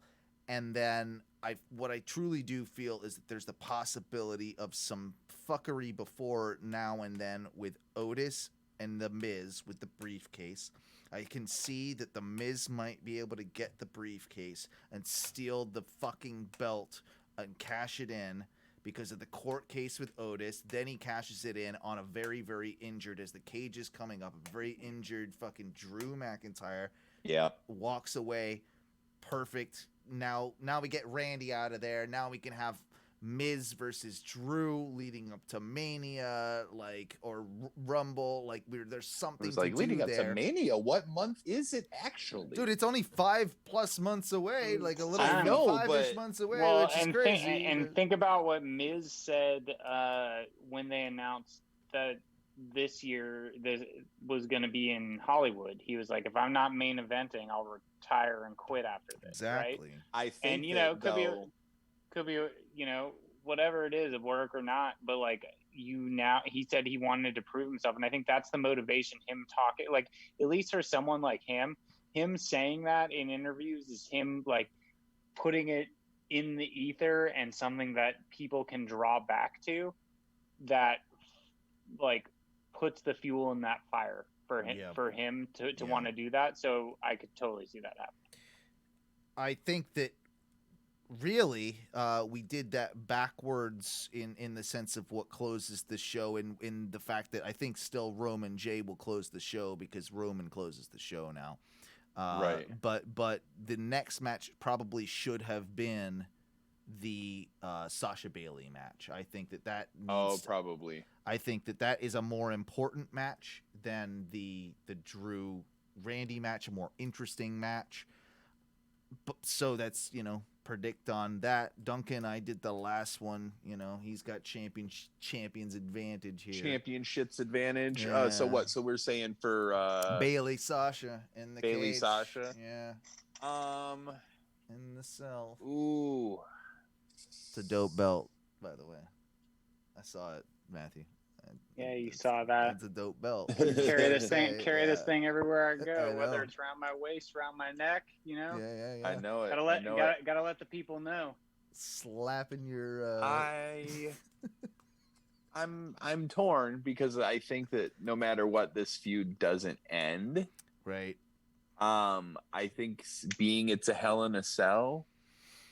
Ooh, I'm going Sasha. I'm going Sasha. I don't know that I should, but that's what I'm going. Mostly because I feel like if it's a Hell in a Cell match, I was gonna go Sasha. But now until I decided to go Sasha. Until you ruined it. You ruined it. Well, you can wild card it because I'm going Sasha too, because Sasha, I think, is going to excel in a Hell in a Cell. And if it's been 3+ fucking years that you've been building to this shit. I don't think Hell in a Cell is the optimal place to do it, but I think if you're going to do it and you're going to do it in a cell, Sasha Banks is the more like mischievous, notorious one. So when it's in a cell, it's going to happen. This is the one that could backfire on me because 2020 is a motherfucker. But if everything goes as planned, which it has not, Sasha will win in the cell, because I think that's when you put Bailey out of where she's been in her element in the ring. You're now introducing something else, and allowing this like hurt and like fucking anger to come out of Sasha to really fucking rip into her and use the cell against her. Has Bailey been in a Hell in a Cell? She has not. Sasha's been. This will be her second, I believe. Okay, so that's why I think that you've got and it's got Sasha has advantage of having been in the match before. I think that I weirdly somehow see Charlotte appearing in this in a kind of popping back up. I wouldn't be surprised. And that's why, I mean, for a multitude of reasons, but had you both not chose Sasha, I would have chose Sasha. But I'm going to go with Bailey. And I'm going to go because kind of there's going to be some chicanery involving Charlotte that gets in the way of this. Because I think being there's been a lot more talk about Charlotte recently in articles I've been reading and things like that. I know she's, she was filming a movie. She's probably about time to come back. Yeah, right? I know she's about ready to go. So it kind of fits. That leaves one match, I believe, that they have put out there, and that is Elias versus Jeff Hardy. And I'm gonna go ahead. I'm gonna go with my boy Elias. There's no way, bro. Like you can't fucking lose. Just came back, gonna lose to Jeff Hardy, who's on his way out. He's gonna put some people over. Elias all day. It's Elias. But he just signed another. His contract goes to what? Didn't we talk about this on the last podcast?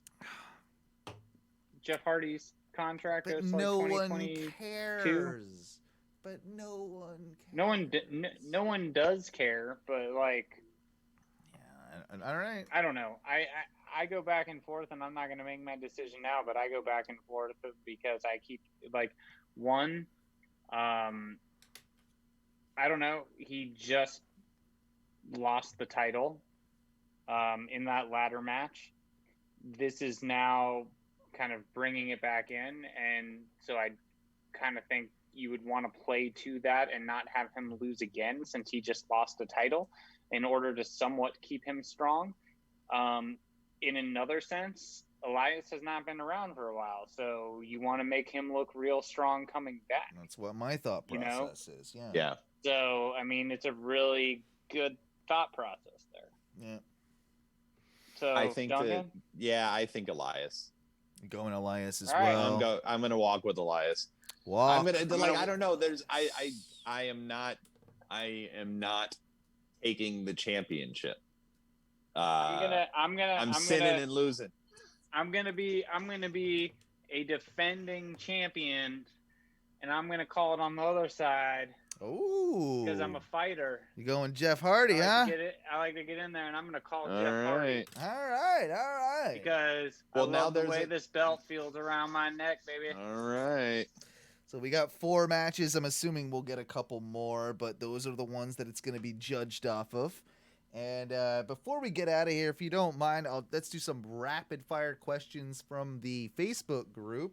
By the way, facebook.com/groups/Oh No Wrestling. You know how to find things on Facebook. Just look for us, Oh No Wrestling. We got a group over there. You should join it. It's fun. My answers are A, B, B, C, A, and then NA. My answers are A, C, A, B. Okay.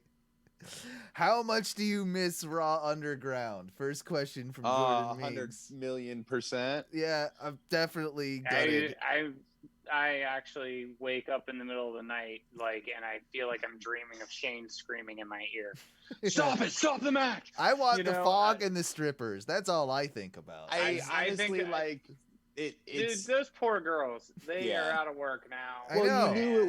You knew it wasn't gonna last, right? Like the first couple weeks, I'm just like maybe, and then I'm just like, fuck, no, it's really not gonna. It's not gonna. They kind of had something. That was the thing, and it just didn't play out right. And then when they ended up, it ended up going away. And I know there was all of those COVID things and stuff that kind of with all of the people around it and stuff. But the way it was shot, it didn't lend itself to social distancing and masks and things.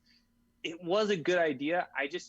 I think. What if you did it a year from? What if you did it like a year from now? COVID's gone. You can have crowds. And, I think if you now you make it just make it like a specialty match, like a boiler room brawl or a ladder match or whatever gimmick match you want to do. Now you're in a Raw Underground match, and they just bring it back for like one-off little things. I think it can work very well in that scenario.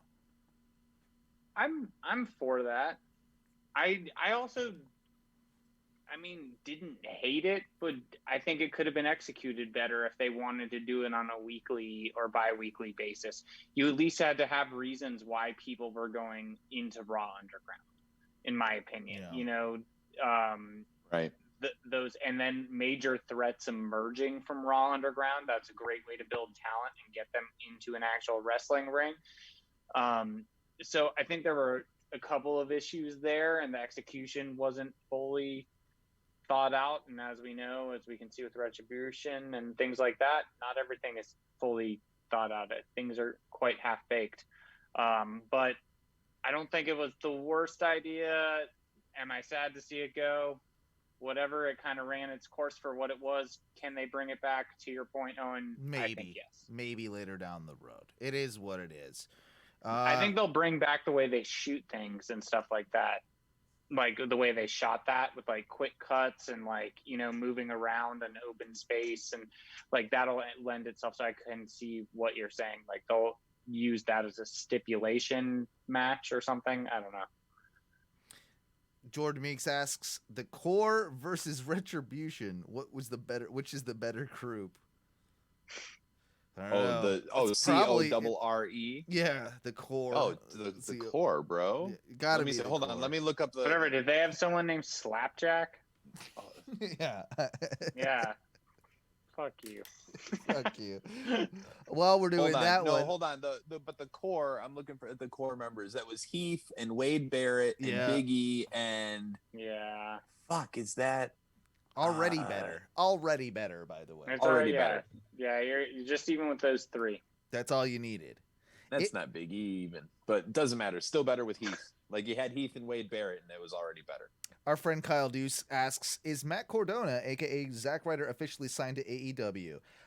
Get fucking Google and type that in. Yeah, I heard his show was already up. Like he signed the limited contract. Yeah. And also just you can look that up, man. Yeah, why? Come on. Hold on, let me Google that. When is the next pay-per-view? You can't Google that? Really? What's the name of the next pay-per-view? When? is the okay. That's like, all right. That's my biggest pet peeve on the internet. This is not Kyle. This is not at you. This is because this was No, kind of it's at when him. people post At shit you. on social media and they say, "Hey, question this." I'm like, you could have just typed that question into Google. And if you had found- typed it yeah. into Google instead of into Facebook, you'd already fucking know. Yeah, you also wouldn't have like divisive like opinions on this. You would just have a general answer That's what I'm saying. with possibly facts if you know how to work the internet. Potentially facts, potential disinformation. Again, not at you, Deuce. No, but like the Matt Cardona thing, it's just like I think it was a limited But- thing. I don't know. He'll show up again most likely. I would assume. Again, I don't know. EC3 just showed up in Ring of Honor, so who fucking knows? Yeah. One last question. Do you think anyone should stand up for Lana publicly? She's clearly being shit on in Oh. retaliation for Miro going to AEW and some of the shit he talked about WWE since. So she's been put through a table. I think it's now 4 weeks in a row. Yeah, that's what I was saying earlier. Yeah. Well, I go the other way with it. I think I know what they're doing. They're actually trying to make Lana a legitimate face who will gain sympathy once she finally, with a little bit of help perhaps, puts Nia Jax through a goddamn table. Therefore, turning Lana face, that's what they're trying to do. I don't necessarily think it's in retaliation of Miro's comments or their situation. I think the WWE likes Lana enough that they would have got rid of her with Rusev had they wanted to. So I had not thought about it that way. I think that makes perfect Me neither, sense. to be entirely honest. It makes perfect sense. My mindset went, if they were doing that, she could just do some no sells. Yep. If that was really happening, she needs to just not sell it as hard. Or something to that effect. Or I'm not saying hurt yourself. We all know Nia Jax has been prone to injure people, but you could make it look fucking wonky while protecting yourself. I heard while the funniest. I heard the If you want- funniest thing about that. I heard the funniest thing about that though today. I think that someone came up with the statistic that this is the longest Nia Jax has gone feuding with Without- one person without Oh my injuring God. somebody. It's a fucking reign. It's like a title Yeah. reign, but it's like I know. So this is like Homer. It's like Simpson it's at the nuclear it's at power the plant. it's at the Like, factory. no. How many days Yeah. without an accident? How many It's days- this. It's exactly what it is. With That's Nia Jax. unbelievable. Fucking love it. I would also say if there were, and I know there's a lot of speculation, and that's what we would all love to speculate as pro wrestling fans, that they're doing this because of that. Mm-hmm. I think if there were any truth to that, She'd be gone.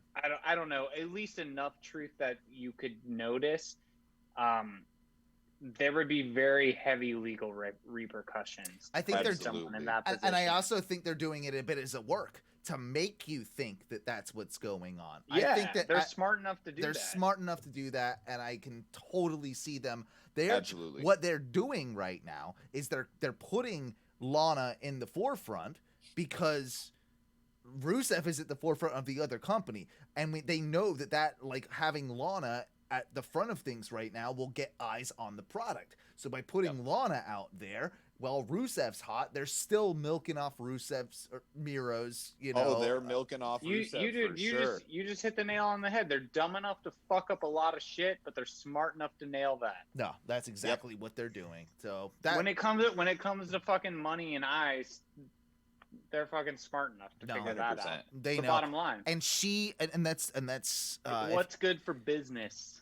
She was part of one of the, I think, if not the highest of 2019 segments on YouTube. She gets clicks because she's hot. Yeah. So like the whole wedding scenario thing with Lashley and Ruru, Like Oh, that was right. all. That was like the highest rated shit of like 2019, I believe, on YouTube. So for the WWE, had the most amount of clicks.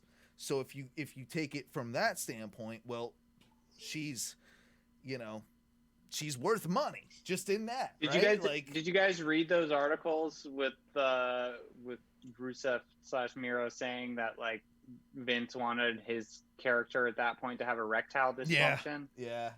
Yeah, and he was like, no. Nah, fuck you. I can't do that. He's like, you know, Like- he's like, I'll do anything, but like, how do He's you like, I'm a rebound? Bulgarian brute, man. How do you I don't know rebound what from to that? tell Yeah, it's stupid. you know? Yeah. It's, And I ravished a Russian. I don't know. yeah, that's some fucking Bruce Pritchard shit. It is. Oh well. That is some Bruce Pritchard shit.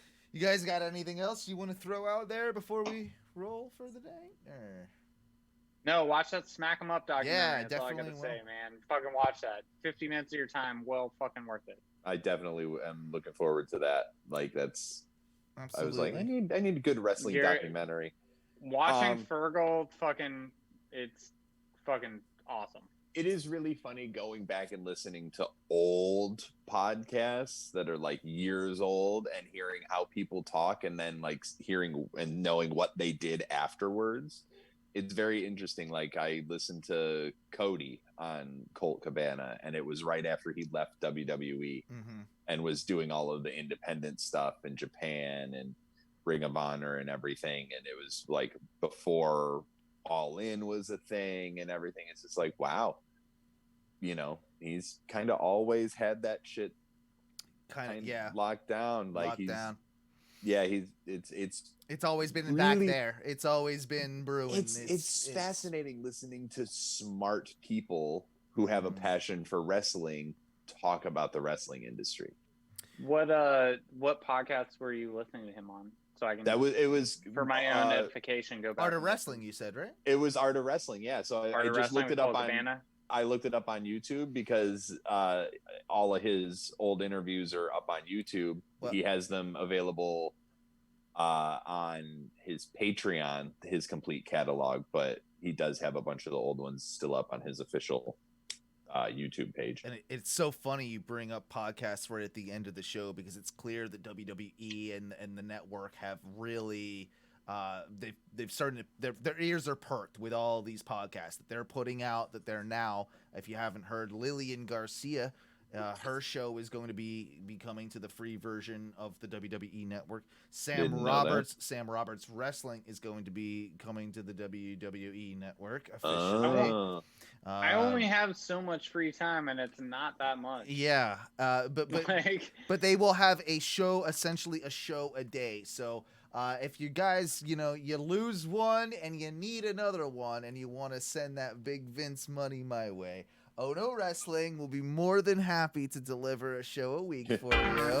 And, you know. He just threw us right under the bus. He was like, my way. Don't worry about these two other jabronis. You know, did I say my? I meant my. I meant our. I meant the royal my. I meant the proverbial, Okay. the champion. Yeah. Come on, yeah. it's a double-sided belt. You go black or brown. Yeah. Whoa. Either or, you can flip it around, right? You got both kinds, country and western. Country. You guys know it's a fucking badass belt. Guys, thank you for listening to another edition of the Oh No Wrestling podcast. Check us out at ohnowrestling.com, but you probably already know that. If you're listening to this on audio, check us out on twitch.tv/ONRS Live. These two motherfuckers, they got a show as well. Can't wait to hear another one. It's called Nobody Cares Go Harder. And you can find that at nobodycaresgoharder.com and all other fine podcasting, platforms. As of myself, check out onomedia.com. We're developing a website that you'll see soon with all sorts of fun stuff and ways that you can interact with the show and also give me money. onoradioshow.com. Fuck, find us on Facebook. Just type it in. You're not an idiot. Whew. What do we say, boys, when we get out of here for this one? I believe it's a little thing we like to say. Ooh.